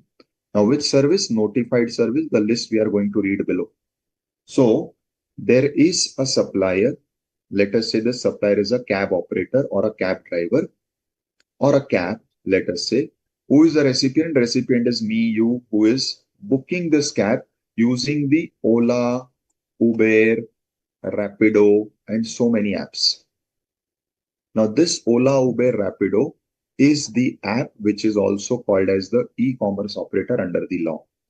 Now, same logic which I have told you for RCM, that wherever the government felt that it is difficult to control, administer, track the supplier, they shifted the burden on the recipient. However, where it is difficult to track both of them, why? Because who is the supplier here? He is a cab operator. We do not have any track of cab operators because they do not have any registered place of business. They do not have their office. They are only having their cab, which they are operating in a particular city limits.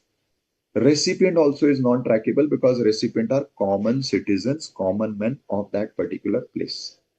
Now, where both are not traceable, you cannot put it under RCM also. So, in GST law, which was not there in service tax or VAT laws, they have brought in this new concept, section 9 bracket 5 or section 5 bracket 5, which says that for few, very few notified services, the tax would be payable neither by the supplier nor by the recipient, but by a third person, which is the app through which this particular services are booked. Now we are going to study it in detail in chapter 12. That is why we did not find the section over here. But since this para has been covered here, I thought of discussing the para with you here, right?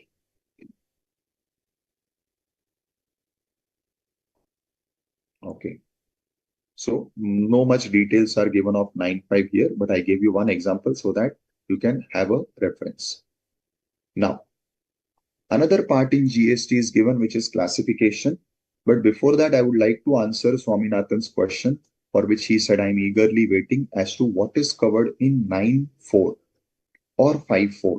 So again, 9.4.5.4 is RCM and 9.4.5.4 basically covers those notified transactions where supplier is unregistered and the recipient is registered.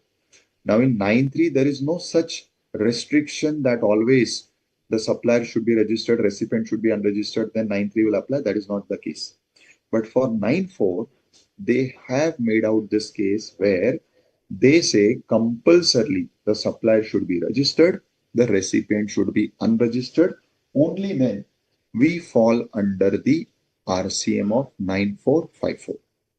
Now, if somebody wants to know what is the services or what is the notified transaction, so presently the notified transaction under 9.4 is only one. It is related to real estate. Which real estate transaction? That where the supplier, or let us say, sorry, not supplier, the recipient is the real estate developer. So you can, in simple words, call them as builder. So where the real estate developer means the builder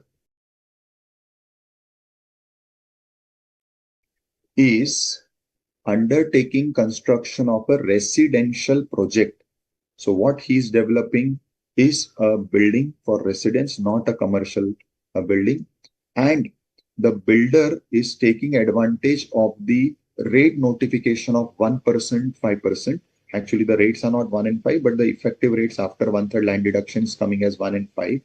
In that case, the 9.4 triggers. What does 9.4.5.4 says? That such suppliers of real estate services of construction of residential accommodations are required to discharge their tax at 1 or 5% on their output.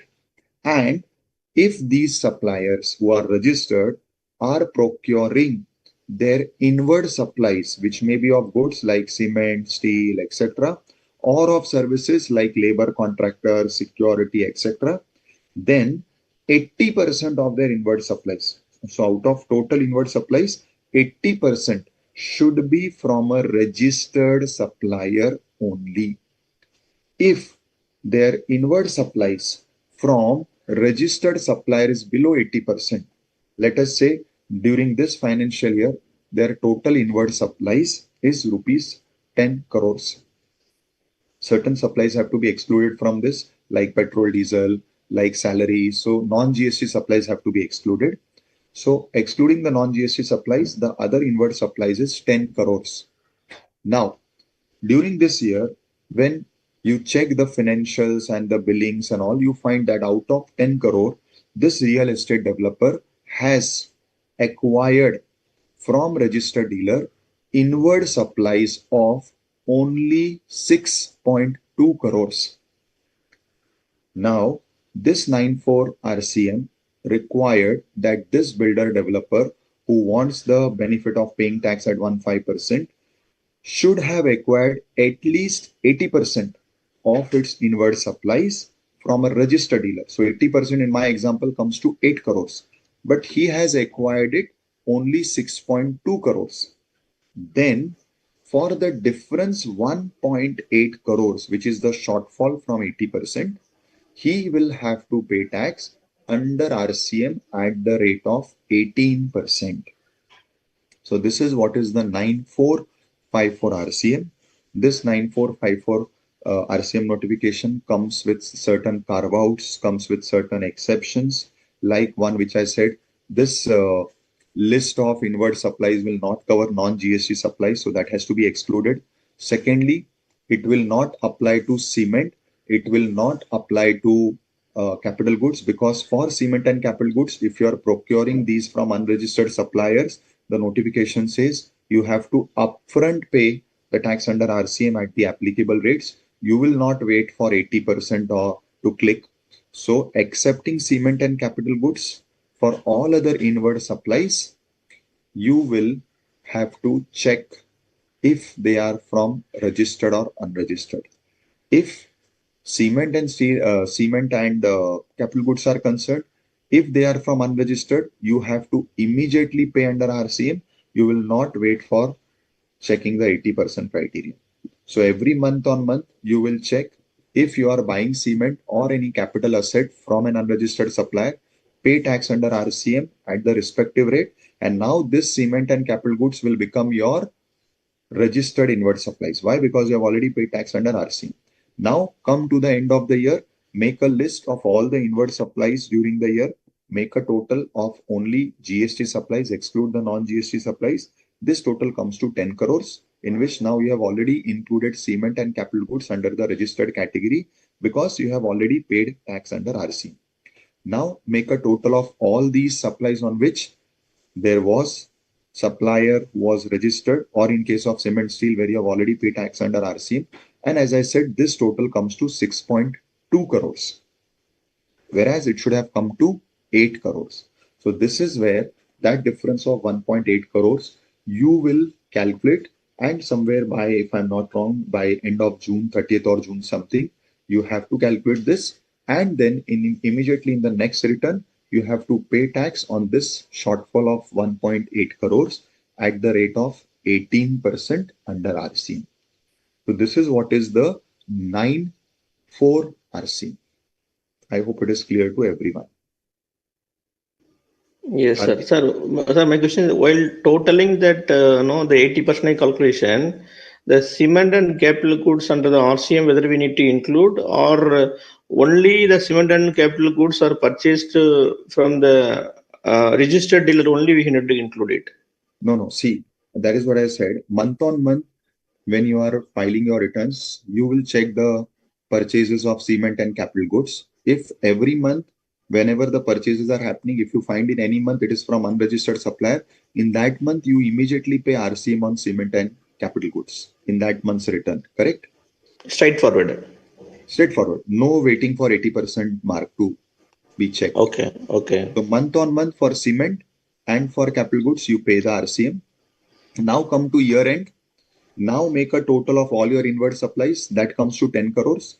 Make a total of inward supplies from registered suppliers. Plus in that, you will add this cement steel where you have already paid tax under RCM. So even though that cement steel was from unregistered supplier, but since on month basis, you have paid tax under RCM. So effectively it is as good as now it has become a registered inward supply. Correct?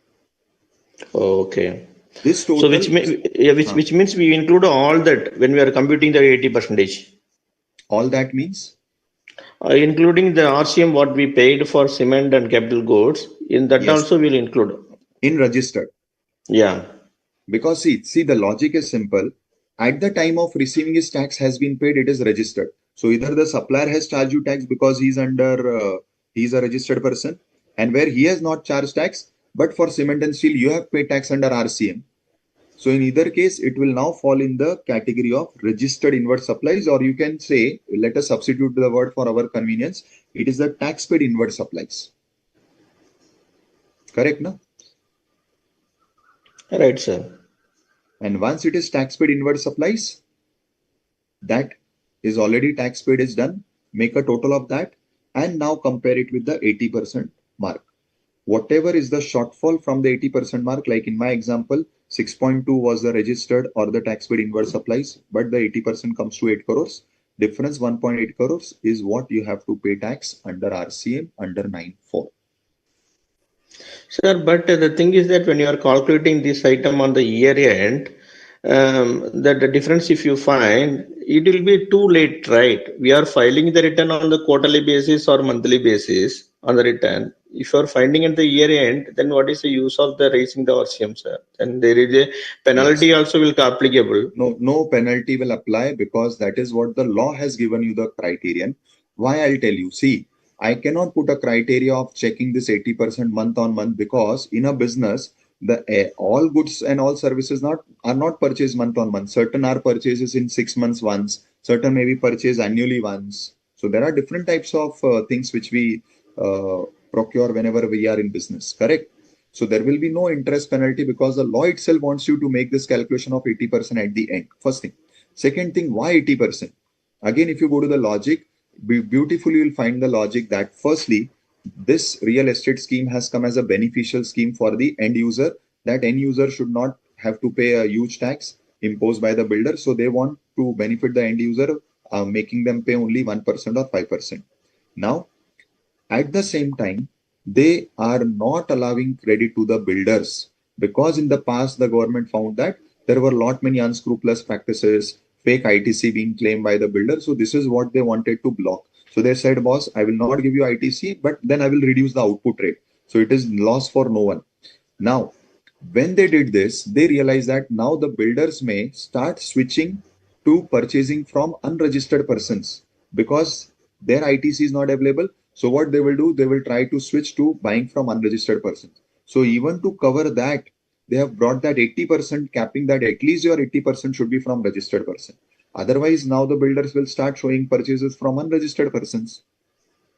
So considering all these things, this notification under 9454 has been brought in. Right? Sir ये Yeah. जो RCM deposit होगा ये with interest जमा होगा ना, लेकिन नहीं, वही तो मैं बता रहा हूँ ना, इंटरेस्ट नहीं होगा. क्यों नहीं होगा बेटा? रीजन वही मैं बता रहा था अभी. Because the law itself says that you have to do it annually. ये आरसीएम कोई रेगुलर आरसीएम नहीं है. सी 80% ऐसा कोई आरसीएम होता ही नहीं है.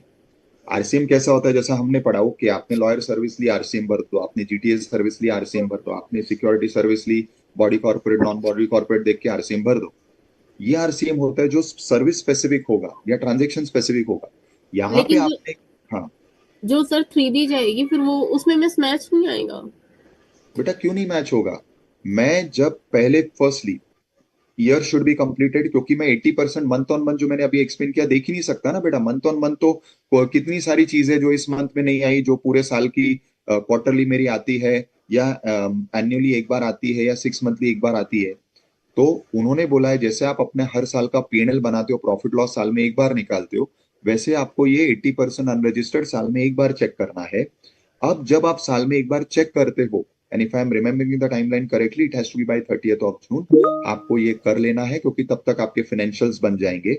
सो लॉजिक इज 30th जून तक आपके नॉर्मली कॉर्पोरेट्स के भी फाइनेंशियल्स रेडी हो जाते हैं, and then they go for that statutory audit and MCA compliances.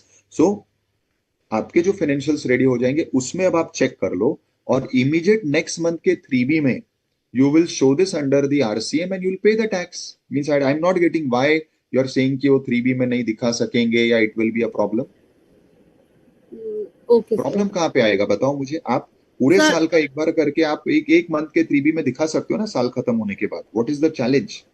नहीं सर, ओके ठीक है।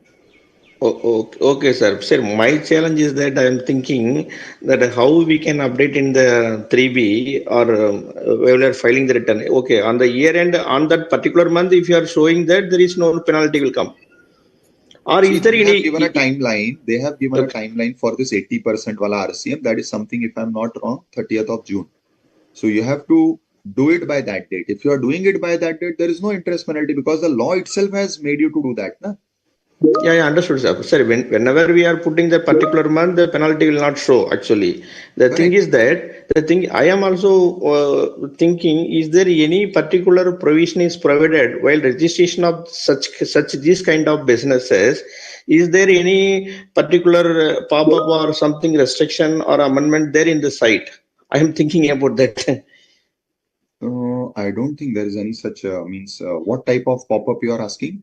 I am asking that whenever there is a construction company, whenever they are procuring the provision, no, like this is no, the penalty will not see. When see the thing, I am worrying. The thing is that, sir, whenever we are filing the GST return for the late items, see if you are putting it, will automatically throw that penalty.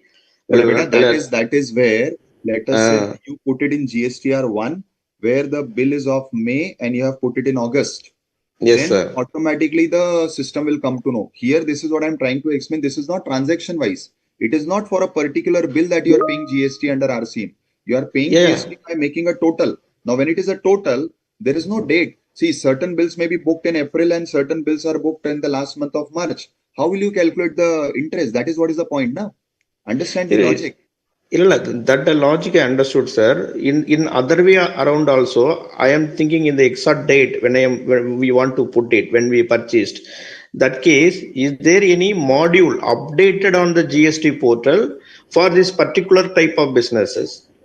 Which Sir, will which will, that maybe there is a pre-implied conditions on the site now.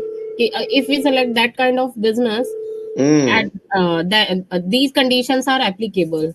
Agreed, beta. But tell me one thing. Is your entire P&L balance sheet being uploaded anywhere in GST? Answer is no. No, sir. Means, so my question is, will the system be able to calculate your 80%? No. It is you who will be preparing this in your accounts. From there, you will be making a Excel sheet where you will be putting all these expenses in the Excel sheet, making a total, and making another column where out of these expenses, how much is from registered, making a total, and checking whether that total of registered is 80% of the total. If the registered total is not 80% of the total, then you will find out the shortfall. In my example, it was 6.2 crores total of registered, but it should have been 8 crores because the total is 10 crores. 80% is coming as 8 crores, but I'm comparing it with 6.2 crores. So I'm identifying the shortfall of 1.8 crores. Now in this 3B after the year end, I will show directly in 3B. Firstly, it will not come in 1. There is no place for my inward supplies to be shown in 1. So I will directly come to my 3B column. In my 3B column, I'll directly go to the RCM where I have to report, okay, this much is the RCM which I have to pay. I will show it directly in 3B in the respective RCM table where I show the RCM liability, and I will show the value, show the tax, and I will pay. So the system cannot be designed to automatically calculate this. This is what I'm trying to tell you. Why? Because the system does not know my total inward supplies. Neither the system will be able to find out all my registered inward supplies. So how will the system automatically have a inbuilt mechanism to identify this? This is what I'm trying to tell you. Are you getting my point? Okay, sir. Now System understand. cannot have this.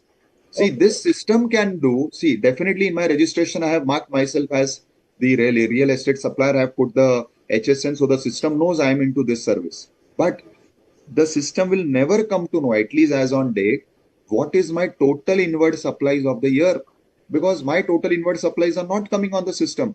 Maximum what is coming on the system is where my suppliers are registered, they have reported in GSTR1, only that much is coming in my system. I hope this is clear. Yeah, this is very clear, sir. I'm thinking in the perspective we have AI also. Is there any mechanism developed for this? Not yet. That's what I'm trying to clarify why it is not. So I already gave answer to you, beta, that it is not. But I am trying to clarify both of you why it cannot be. Because for this mechanism, your firstly entire financial data has to be on the system, on the GST portal. Correct, na? Right, sir. When the system, when the law itself is providing such a provision, there is no needs like that. Exactly. Maybe, yeah, right, Exactly. sir. The Fine. conclusion is very clear. Thank you. Super. Now we Thank have to you. go to this next aspect of this chapter, but before that, again, we'll take the second break of 10 minutes.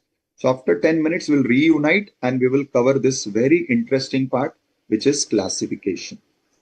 Sir, finally, only one item is covered in the class number 4 of 9. Only one, as on date. Super, sir. Thank you. Lovely. Yeah. So we take a 10 minutes break and we rejoin after 10 minutes for this last aspect of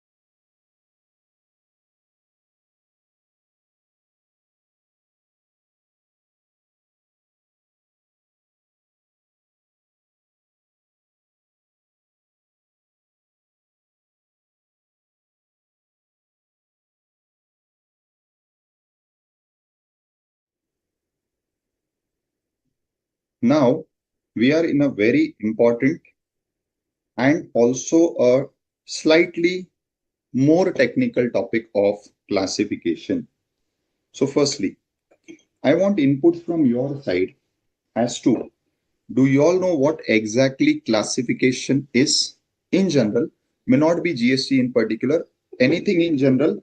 Obviously, general means relating to taxes. What is classification? Anybody would like to add some value to this?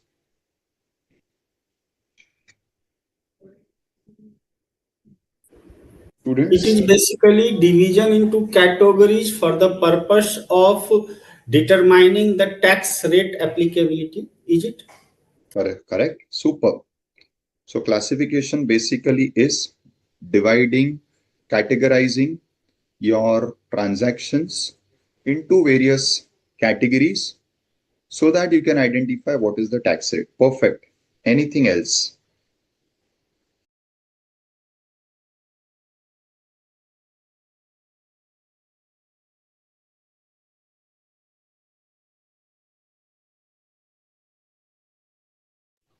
Yes, students, anything else?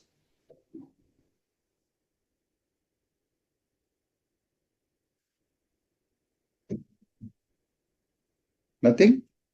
I thought you'll be having some more insights, inputs on this. Nobody? As to what is classification? No? Sir, Yeah. sir, putting the similar things under a same group, like Okay. goods or services, goods of similar type or identical nature, putting these under a similar group Okay. for the better and for the उनको सबको एक ही मतलब उसका tax rates define करने के लिए उनको सबको एक जैसी चीजों को एक ही ग्रुप के अंदर डिफाइन करना. ठीक है. Perfect. So what you both of you all said is perfectly right.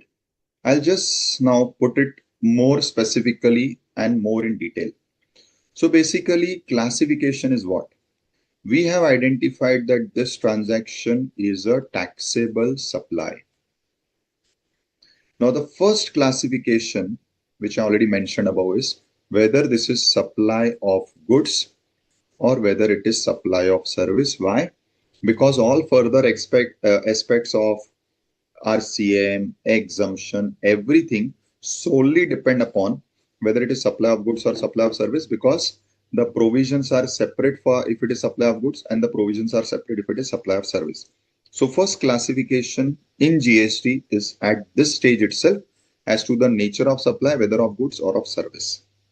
Once this is done, and let us say you identify that this is goods, now comes the next level classification, that is fitting this into the 98 chapters,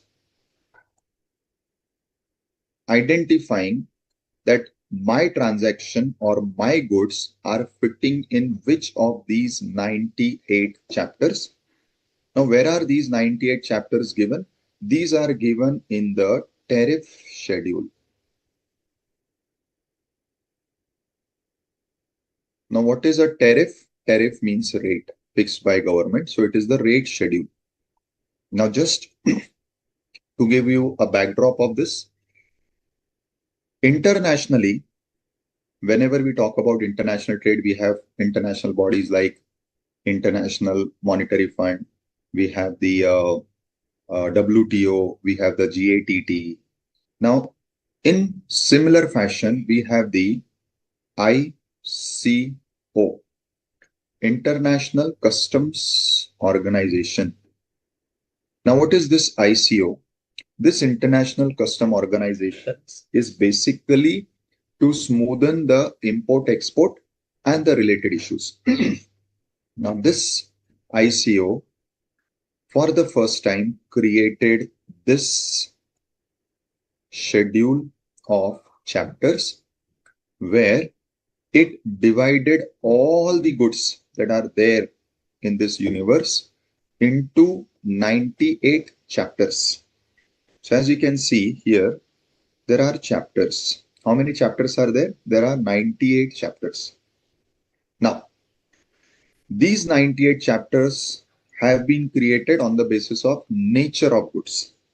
However, interestingly, there is a logical flow or logical sequence. Like the very first or the starting 2, 3, 4 chapters are basically dealing with everything which is in the most raw form. So like it will cover all raw vegetables, food grains, meat, milk, skin, everything which is in the most raw form. And as you proceed, the further chapters cover many of these articles which are now getting processed, further processed, getting converted into something more manufactured, more sophisticated. And towards the end, we have either the highly automated things like helicopters and the highly automated war machines, submarines, etc. Or we have the products like intellectual property rights, like some artistic work. All these are towards the end. So this is broadly the chronology of chapter 1 to 98. Now what this ICO did, it said that let me further regroup this 98 chapter into 21 sections. Now what are sections? What anybody will do, if I have so many chapters, can I reclassify them as to similar chapters making one group? That group is section. Again, further more similar chapters into the next group, so the other section. So this is how this 98 chapters are regrouped into common chapters into one group called as one section. Again, further common chapters into another group called as another section. So that is how the entire rate schedule or the classification is in 21 sections covering 98 chapters. Now, let us say I'm manufacturing this pen. This is not a regular pen. It is a pen specifically designed to write on some electronic gadget. This is somewhere falling in the 18 section, because 18 section, heading of this 18 section is electronic gadgets and its components. Now this is just exemplary. I'm not saying exact 18 section is this.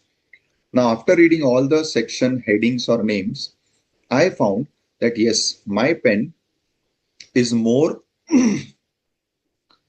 properly covered under this heading, electronic gadgets and its components.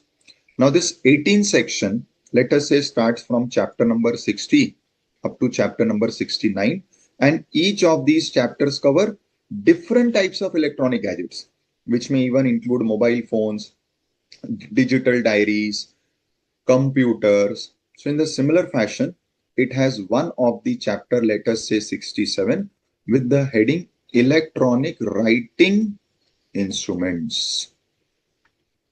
So now what I'm doing, I'm classifying. I'm trying to locate, I'm trying to find out where my goods are falling in this 98 chapters. So first I identified the section by the section name, or you can call it as the section heading. And then in that section, the various chapters, again, I saw the headings or names of various chapters. And on the basis of the names, I identified that, okay, my product is falling, let us say, in the 67th chapter. Now, when I open this chapter, I will firstly find the heading. And as you see, like even in this chapter, we have the heading of this chapter, and then we have the subheadings. Like, for example, this is one of the subheadings, taxability of remuneration. This is again one of the subheadings, let us say classification. Maybe under classification, you may have subheading, classification of goods, classification of service. These are further subheadings of the subheading, that is classification. So under the subheading classification, you have further subheading, which is classification of goods, classification of service. So any chapter will be formatted in this fashion: heading, under each heading, different subheadings, maybe under subheading, further subheadings. And then finally, I will reach to the main item, which will be the pen. Now, it is not necessary that it would be written as pen only. It may be written as anything, but that item number in this chapter's subheading is what is either written directly as this pen, or it is written in a generic name but representing this pen. This is how I finally find out that this is the tariff item having this HSN number. So I will say I have done classification. I have found out where my pen is in this entire lakhs of goods names. It is fitting in chapter 67, heading number 09, subheading 12. This is how ICO gave you 6-digit HSN classification. For the purpose of India, we made this 6-digit into 8 digits by even adding some number to this entry. So in the list where I have reached the subheading number 12, I have within subheading 12, I have found again a list of many items, because even in this, let us say this subheading deals with pen only, but within pen, you have pen to write on the mobile itself. So you have small those, I forgot what they are called, which are used to write on the mobile phone screens itself. Then you have similar digital pens to write on some other gadgets. Right now, this pen which I am using is for writing on a writing notepad, which is in the list. It is on number 4. So in India, we have even added 2 more last digits to identify the final entry number. So this is how India has 8-digit HSN code. Foreign countries, many have only 6-digit because they are continuing with the ICO's 6-digit classification. I hope this is clear, students.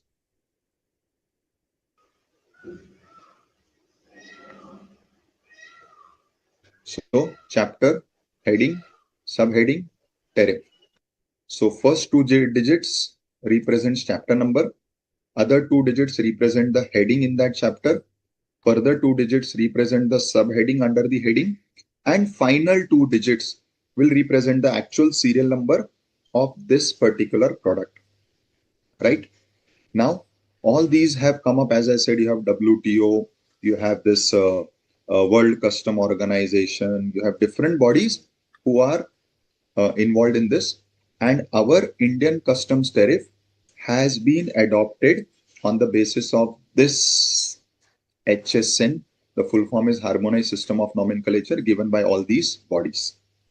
So it comprises of 5,000 commodity groups. And why they are giving 6 digits? As I said, internationally, the classification is only 6-digit. However, in India, we have added 2 more digits to make up 8-digit HSN code, right?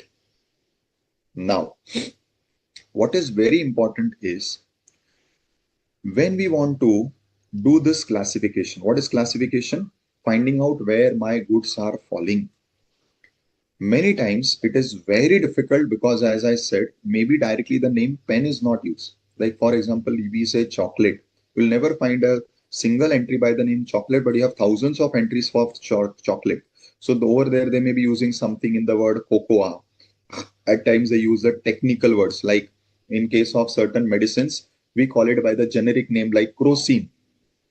But crocin is not the name of the medicine. It may be of the brand or of the the item name the company has given. But what is maybe given in the HSN is the technical name, that is paracetamol.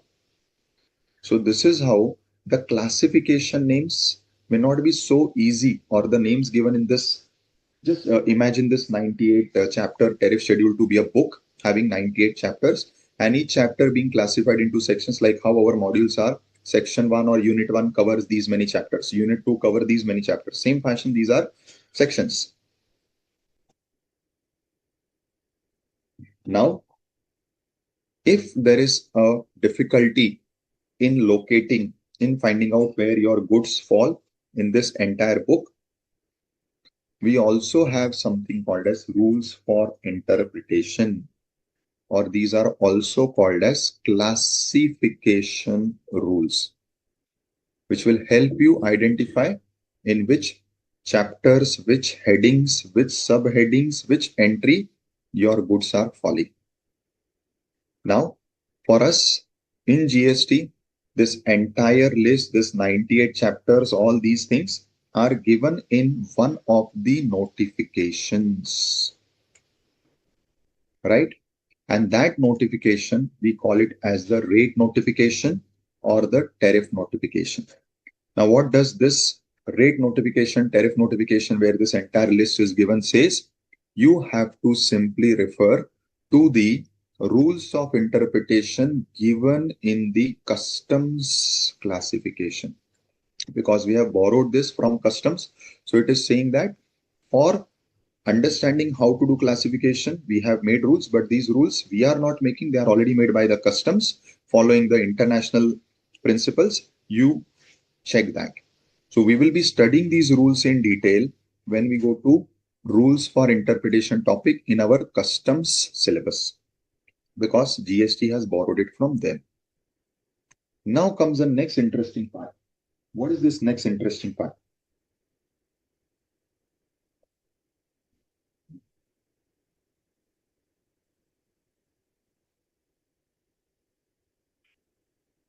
Classification of service.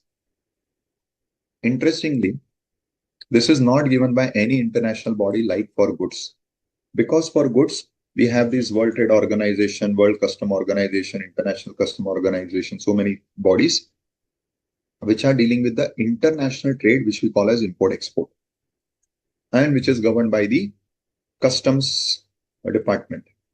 Now, these international bodies do not, or at least till date have not, worked on classification of services. But now under our GST, we have our own taxation of service, which is now merged with GST. So what we did, we have something called as United Nations Central Product Classification. This is United Nations, as you can see, again set of classification for different types of products given by the United Nations. We have adopted that under GST. You can say firstly we adopted that under service tax, and from that we carried forward under GST. And importantly, interestingly, in sequence to the goods classification, since chapter 1 to 98 are occupied by goods, we decided to allot the next, and you can say the last chapter, that is 99, to services. So in Indian GST, you will not find it even in Indian customs, because custom does not deal with services, and obviously so with the international bodies. So we have assigned chapter 99. Now here, like goods, we have no scope of increasing the chapter numbers. So it is only one chapter number covering all services. So now it is slightly reversed from goods. Like in case of goods, you found that we made chapters and each chapter has headings. Now here that is not the case, because for us there is only one chapter in service. So there is no scope of having sections. So what we have done, within each chapter, that is, sorry, not each chapter, within this only chapter, which is chapter 99, because we have no other scope, we have made sections, as you can see. And in these sections, we have covered different industries. So as you can see, section 5 is the construction industry, covering all construction services. Then section 6 is the hospitality industry, covering distributed trade practices, accommodation, food, beverage, transport, etc. Then section 7, we have the financial and related services, the real estate services, renting, leasing services under section 7. So it is slightly opposite of goods classification. Why? Under goods, you have multiple chapters. Under service, we have one. So now the service chapter cannot be changed. So it will always be 99. That is why HSN of all services starts with 99 only, because first two digits are for chapter number, right? And then we have all these sections. Now, within these sections, then we have the chapters, headings, subheadings, etc. So what is a section now? A section is a group of chapters. So what we have done, since we cannot create different, you can say 99, we cannot further take it ahead. So we have freeze 99, which is now your last last number for service. And within each, we have made sections which are further divided into chapters. And the chapters are further divided into sub-chapters. So something similar what we were having in goods, slightly in a modified version. And then for each of these chapters and sub-chapters, obviously there will be some heading. And again, within each heading, there would be subheadings, that is sub-names.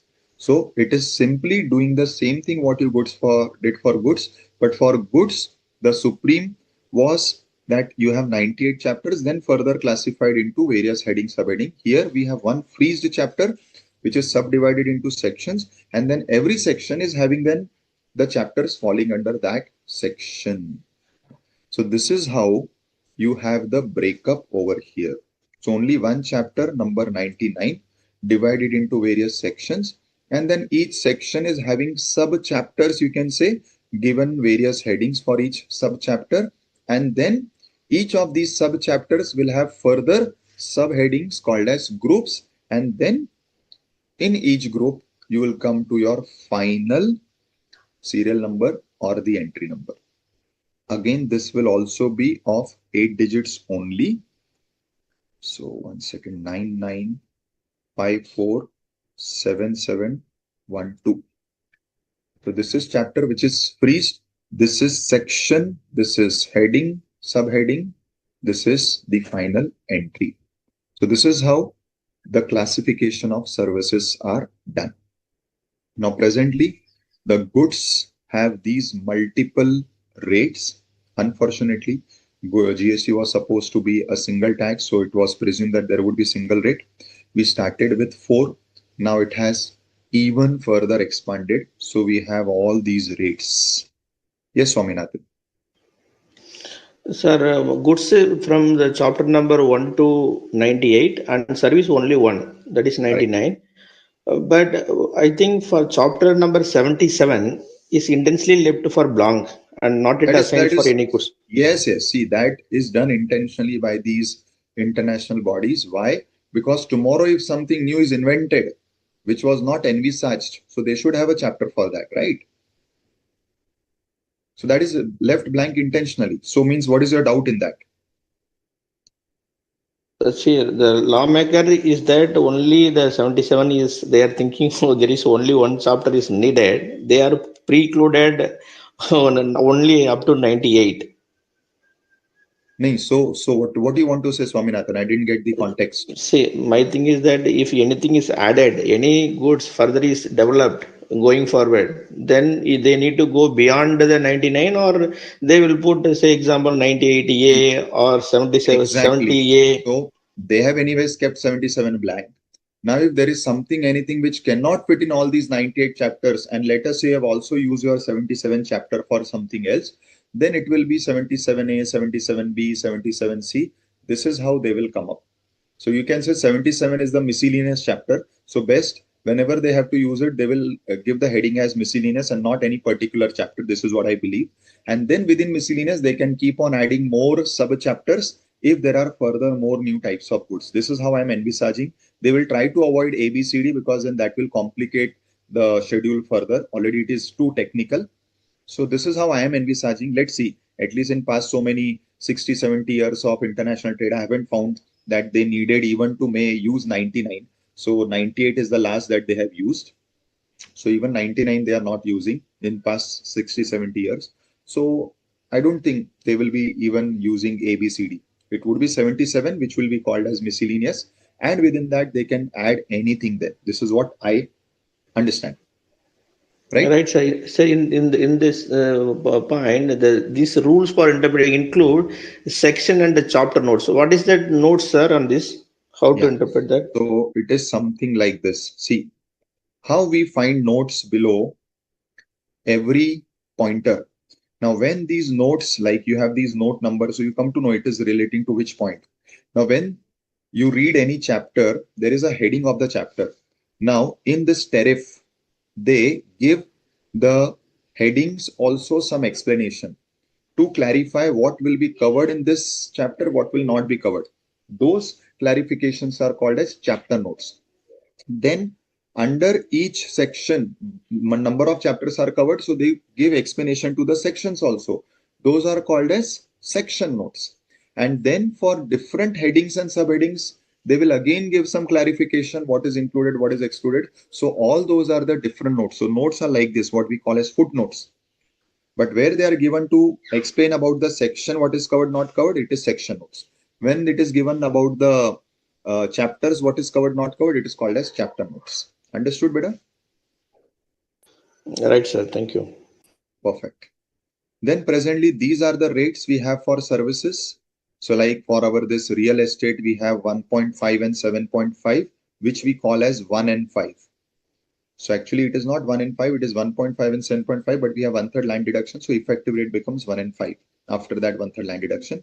And then the other rate are 5, 12, 18, 20, which we know. Now I'm sure you all would have heard this, that in the upcoming council meeting, they are planning to dissolve this 12%, means they are now going for reducing the number of rate slabs. So they are planning to remove the 12% bracket. Let's see how it evolves. Sir, which means if the 12% is removed, then those items where it will fit, sir? So, sir, that's why I'm saying that we'll have to see. They will shift some of them into 5 and majority of them into 18. This is obviously what they will do. Tomorrow they may dissolve 5 and 18 and bring one rate, which is actually there is something called as, just for your information and relevance, revenue neutral rate. When GST had come, they had said that you can have one single rate which can range between this something 14 to 18. What is this revenue neutral rate? Or such a rate which is one rate for everything, and it is such that it will give you similar tax collection what you are having by having multiple rates. So they made different mathematical and statistical calculations, and they said that somewhere, if I'm not wrong, it was some 15 point some percentage that they had proposed, but they had also given a range that you can keep it anywhere between 14 to 18, one single rate, and that would serve the purpose. It will help you collect the same tax. But considering that GST was already new, having so many other what do you say, from the states, there was a lot of resistance. Many states did not want GST. Many states want multiple other changes. So government and the council decided not to take this bold step of directly starting with one rate. So for the comfort of states, we agreed to have multiple rates, which was originally 0, 5, 12, 18, 28. And then over a period for gems and jewelry, they brought another special rate. Then for this 3% for your jewelry. Then for your real estate in 2019, they brought another rate. So it has actually expanded the rate chart. Now, again, they are thinking of rate rationalization and slowly merging the blocks into individual rates. So very soon, maybe next 2.5 years, you may end up with having only 2 rates. That is also one of the thought processes which the council is working on. Fine. Yes, sir. For certain specified goods and services, we have the nil rate option also. Fine. Now, for GST real estate sector, as I said, we have 2 rates, which we just discussed. Actually, rates are 1.5 and 7.5, but there is 1/3 land deduction. So the effective rate is 1 and 5. Both these are applicable whenever you are making residential. And if it is coming in the definition of affordable, what is affordable? The area should be 60 square meters maximum if you are in metro cities. If in non-metro, it should be maximum 90. And here metro does not only means the 4 metros which we talk about. Here metro means even more other cities, because the definition of metro is different in this particular case. And the value should not exceed 45 lakhs. If both these conditions of area and value are satisfied, your house is called as affordable and the rate will be 1.5%, which is effective 1%. And if it is not, the house will be other than affordable, that is a regular. In that case, the rate will be 7.5, effective 5%. Then in that 80% 9.4 condition is there. I already explained this. This was brought for this 1 and 5% case only. So this 9.4, which is used today only for this one category, that is for this 80% registered supplier rule. We call it as 80-20 rule, that up to 80% registered, 20% unregistered is allowed. Then we have some more special things in levy, that is levy of GST on airport dues. So the authority managing the airport, like let us say call it as airport operator, charges airport levies by these names: PF, PSF, UDF, etc. And in view of the definition of consideration, this PSF and UDF are charged by airport operators, and these are considerations for providing the services to the passengers. Thus, services provided by airport operator to passengers are very much falling under GST, because these all charges are for services, so they are not statutory levies. There is some service happening and hence liable to GST. So the amount so recovered by airlines will be excluded from the value of supplies made by the airlines to passengers. In other words, airlines shall not be liable to pay GST on this. Why? Because these are the services or charges of the airport authorities. So it is them who are liable to pay these GSTs. Airlines are only acting as a mediator. So when airline is giving you an air ticket, in your air ticket, you will find that only on some part of it, the airline has charged their GST. On remaining other dues and fees, you will find this line item, other dues and fees. They do not charge the GST. That is what is covering all these things, because that is what is under the domain of the airport authorities, where they have to charge and pay the GST. So the airport operator shall pay GST on all these charges collected by them from the passengers, obviously routed through airline. But airline will not be paying tax on this, because airline is not supplying these services. It is only acting as a pure agent intermediary between the airport authorities and the passengers. And then comes the special levy, which is composition levy, also called as composition scheme. Now, what is this composition levy, composition scheme? We again have this coming from the previous tax eras. In previous tax eras also, in order to provide relief to small businesses who are crossing my registration threshold. So these are the businesses who are crossing 20 lakhs and now for supply of goods 40 lakhs in some states. So they are falling in registration, but still their business is small. It is not so big that they can make all the compliances of GST.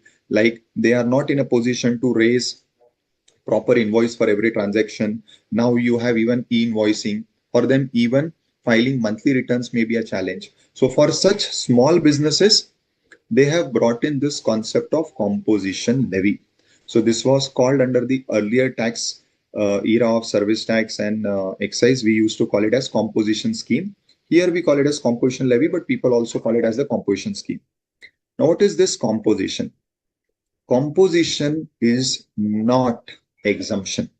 Many times people mistake it to read it as exemption. Why? Because it is also synonym or sounding, not synonym, it is sounding similar to the word exemption, but it is not. So composition levy, composition scheme is not an exemption scheme. Kindly make a note of this. It is a regular levy. The only difference is it is a parallel levy. Now, what do I mean by parallel? In order to provide the relief to the small businesses from compliance, this is a parallel levy scheme whereby we have said that, okay, what is more challenging to small business? Making individual invoices, getting individual ITC, then fulfilling the conditions of ITC. If it is not fulfilled, then reversing the ITC. All those jhanjat I am removing.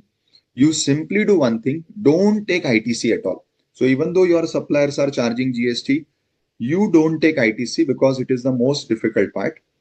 You need not go in for detailed invoicing. You need not go in for e-invoicing. You need not go in for monthly return filing. I am relieving you from all this burden. but there is no exemption from tax. So what you will do is, instead of paying the regular tax rate, what we saw 5, 12, 18, 28, I will give you a lump sum composition rate. Now, what is this lump sum composition rate? Instead of, now see what regular businesses or regular dealers are doing, they are taking or computing tax on total outward supply at the rate of 5, 12, 18, 28. And from that, they are reducing the ITC that they are having on their inward supply. So effectively, they are paying the net to the government. But all this whole calculation and the compliance majorly associated with is very cumbersome. So what they have told this small businesses, do one thing, you simply pay at the rate of 1%, at the rate of 5%. You simply pay this amount, and by paying this amount, we will assume that your entire tax liability is discharged, but this amount will be calculated on total sale value. There is no ITC because we want to relieve you from all the cumbersome compliances. So on the total sale value, you directly go and pay at a lump sum rate, which is the composition rate. And then they have categorized it into different categories. The rate will be what? So this is how they have designed this composition scheme.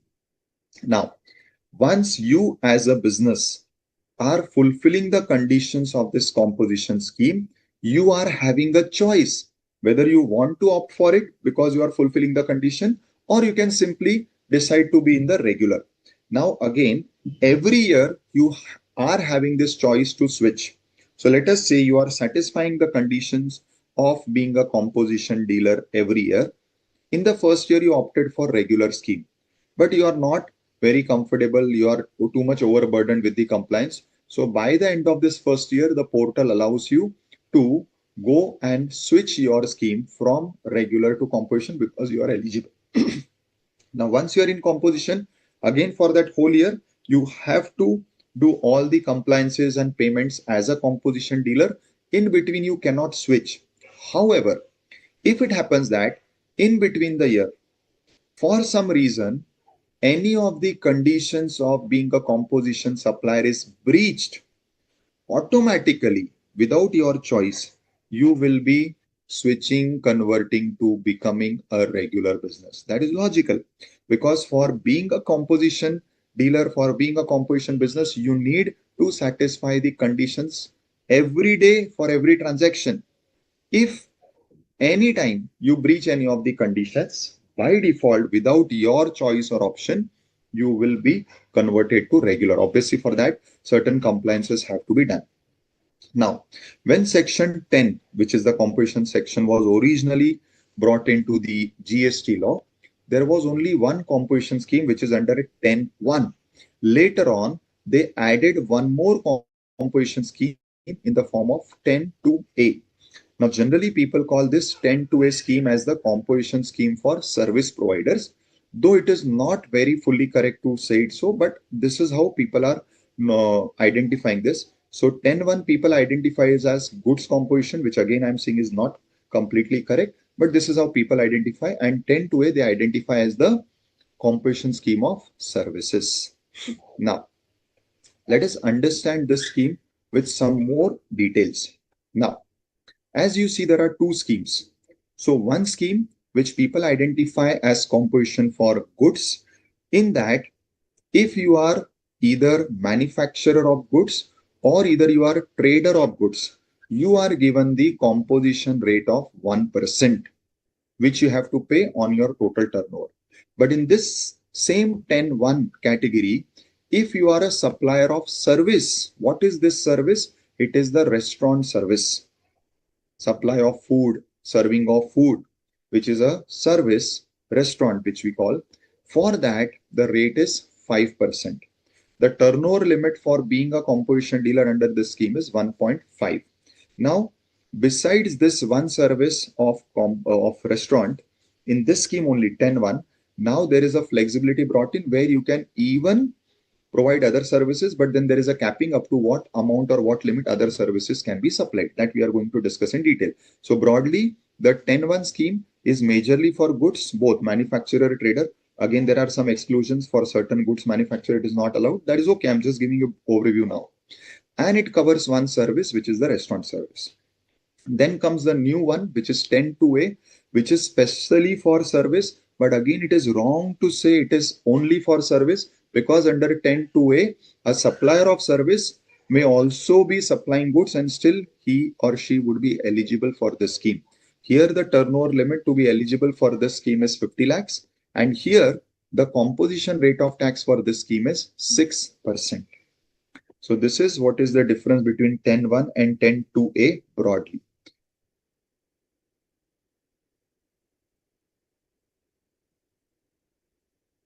Now, what is the basic difference between being a regular dealer and a composition dealer? If you are a regular dealer, you have to file your GSTR1, GSTR3B, which may be monthly, quarterly, depending upon where you are fitting. So it is still a regular compliance. If you are a composition dealer, there is no monthly or quarterly return. There is only one annual return. But yes, every quarter you have to make payment of tax using the challan made for the composition dealer, which is CMP08. But that is only quarterly tax payment has to be done. No returns are to be filed by a composition dealer. Composition dealer has to file his return only once, that is annual return. It is GSTR4. So it is once in a year. Besides that, as far as maintenance of your records, etc., there is lot of relaxation. So many things have been, you can say, shelved off. So regular dealer has to make many compliance, maintain more detailed books, which has been relaxed for the composition dealer. So first scheme is the regular scheme under 10(1). Obviously 10(2) is supporting that. So 10(1) and 10(2), and the new scheme is 10(2)(a). People call the 10(1) as for goods, 10(2)(a) for service, but this is not very much correct. Turnover limits, as I said, presently for 10(1) it is 1.5 crores. For some special category states, it is 75 lakhs. So same like for registration, here there are two limits.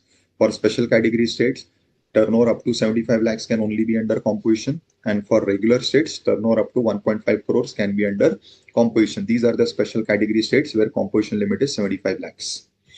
Out of some of the special category states, Assam, Himachal and Jammu have raised the limit from 75 to 1.5. This is also the case in registration, that even though the limit is 20 lakhs, but for special category states it is 10 lakhs. But some special category states have have the 20 lakhs bracket. Same thing is with the composition limit also. Again, most important, this composition limit has to be checked on pan-India basis. So if you have multiple business places having multiple GST registration but falling under single pan, the limit of 1.5 and 75 lakhs both would be checked on annual and pan-India basis, not limited only to a particular state. Now, the limit under 10(2)(a) is 50 lakhs, again, which is on pan-India basis.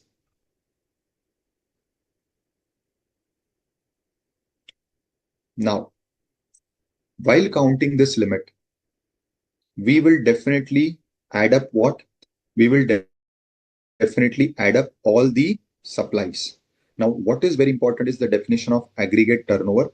This definition is required at multiple places, one for the registration limit, then for the e-invoicing limit. Then there are so many other things like the quarterly compliance and or monthly compliance limit. So everywhere the term is aggregate turnover. What is aggregate turnover? It is made up of all your outward supplies. But what is not included is that outward supply, which is outside GST. So it should be a supply first. Sorry, I use the wrong language. That outward supply is not included, which is not a supply. So if something is not regarded as a supply, that will not be counted under the category of aggregate turnover. Like all Schedule 3 items will be outside supply. Transaction by way of money or of securities are all outside GST. They are not a supply. So they will not be counted. But if there is any transaction like sale of alcoholic liquor, sale of petroleum products, which is a supply, but it is for the time being outside levy, that is counted because exempt turnovers even includes such non-taxable supplies. So even the supplies not leviable to GST, even the supplies where there is exemption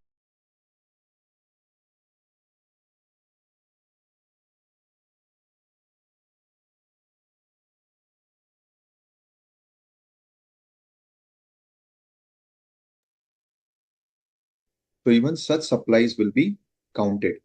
Now, what is to be always excluded is all your inward supplies. Now you'll say, sir, yes, we know inward supplies are to be excluded, or inward supplies anyways are not forming part of turnover.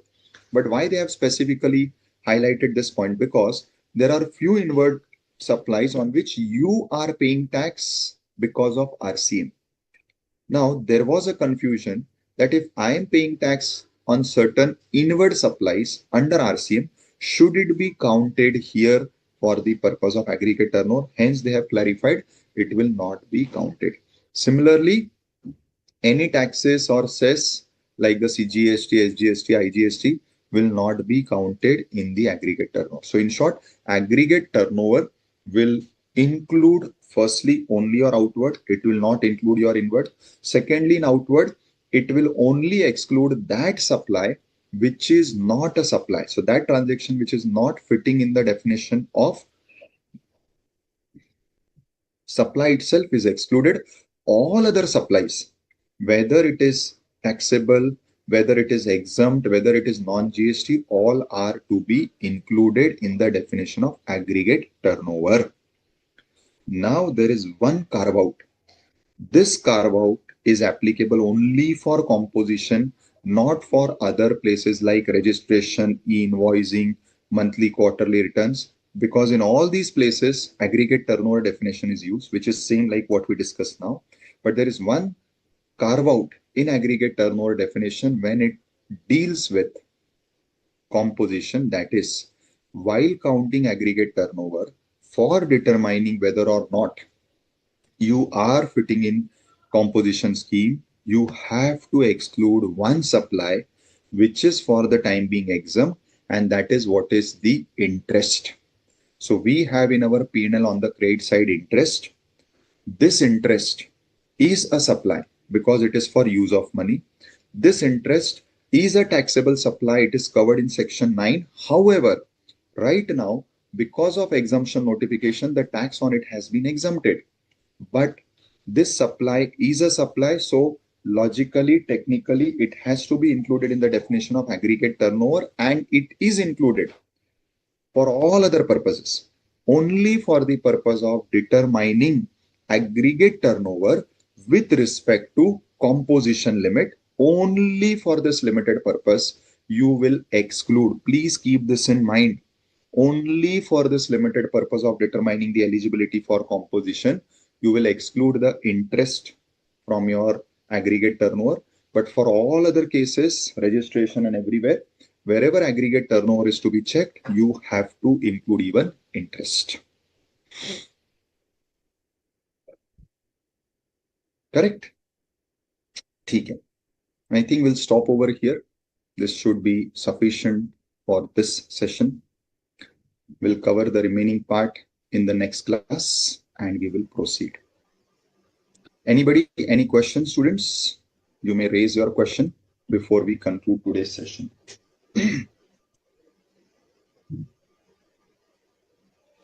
Sir, which means the interest or discount we need to exclude it from that aggregate turnover. Whenever we are doing the registration, we will include all. Yes, correct. This is what I'm trying to highlight. Because aggregate turnover, this concept is used across the GST law, and across the GST law, the definition is same. Only it is slightly tweaked when we come to composition. Okay, this composition is applicable all that 5%, 2%, 1%, all the cases, sir. We need to exclude this. Yes. Now there is no 2% under composition. So composition has 1%, 5%, and this new composition 10-2A has 6%. Okay. Right, sir. Composition person also have to pay the RCM, right, sir? Yes. There is no exemption to RCM for composition dealers. So except where, he will not. Except where, like you saw in one or two of the RCMs, they have said that the requirement is registered person, but register will include government where they are registered only for TDS, and it will include composition. So only where composition are specifically excluded from RCM, they will not be required to pay tax under RCM. Other than that, there is no exemption to composition dealers for RCM. So he will be. Sir, I think the RCM is exception. There is only one case is the exempted is given provided in the recent amendments. Say the rent only they're exempted, I believe. No, there is one more, which we were discussing towards the end. I think security or something. Security only. So there are 2, 3. It is not only rent, it is even security Security, sir. services. Security, sir. Sorry? Security also exempted, sir. Yes, that's what I'm saying. So What is that? security services. We Oh. were discussing now security agent service. Mm-hmm. That is also having this exception that composition will not be considered as a registered person for the purpose of that RCM. In short, they will not be required to pay tax under RCM. Otherwise, the burden will be more for them. But see, again, see, I will just, this is my personal advice. Let us not get biased when we are looking at any of the entries. Why? What I mean by bias, see, many times what happens, we get very emotional. Array, composition people will have to pay tax, that will increase burden. But we are forgetting that when composition dealer are buying from large suppliers where the tax is under forward charge, that burden is already there. Na? So if I'm asking them to pay tax under RCM, how it is including the burden? Are you getting my point?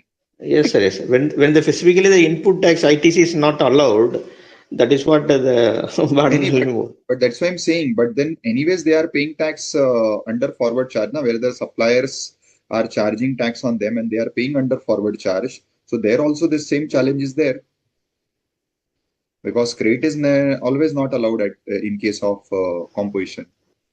Are you getting my point? Yes, sir. What Yes, I'm sir. trying to highlight. Yes, sir. Correctly. So Sir. see why I'm saying this, because otherwise we have some blockage in mind. Okay, that because of this blockage, you may end up having a conclusion that RCM is not applicable or should not be applicable. But why RCM should not be applicable? They are paying tax under forward charge to the suppliers, and that credit is also getting blocked. So if I'm asking them to also pay RCM and that is also getting blocked, it is, I think, bringing parity. Yeah, sir. I should keep the mind in clear and open, not should restrict or pre-assumption anything. Mainly, don't get emotional. That is the simple Emotional. point. All these points comes when you are slightly emotional. You feel like earlier we had a discussion, law is not properly drafted, something I don't recall the subject matter. So at that time also I said that if you don't like the rule, go to the top and change the rule. But till that time, the law has to be honored. Right, sir. Fine. So anybody, any further questions? No? I think Swati ma'am is there. She needs to make some, add Yeah, some good morning, sir, inputs. and good morning, students. Good morning. Good morning, everyone. And as sir explained to you, this today's topic was really very important. This carry good amount of weightage in the examination also. And I was already discussed with you in the earlier class the substantive provisions of GST law. All the substantive provisions, they are the backbone of GST. This composition scheme, this is a small relief to the taxpayers where there is a threshold limit up to the aggregate turnover. So, this is the important point which sir has highlighted to you, that the aggregate turnover, the threshold limit to become eligible for composition scheme, and up to which limit you can opt for composition scheme. Right.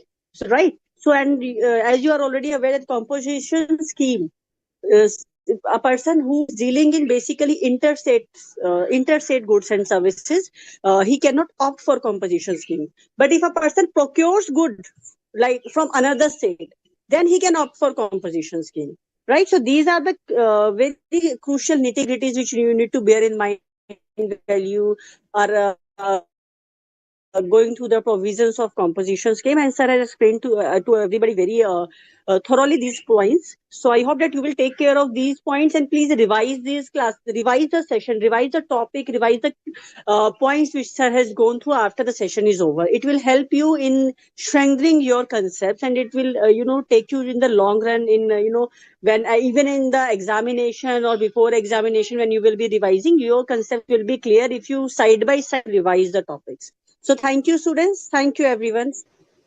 Thank you, ma'am. Thank you, sir. Thank you.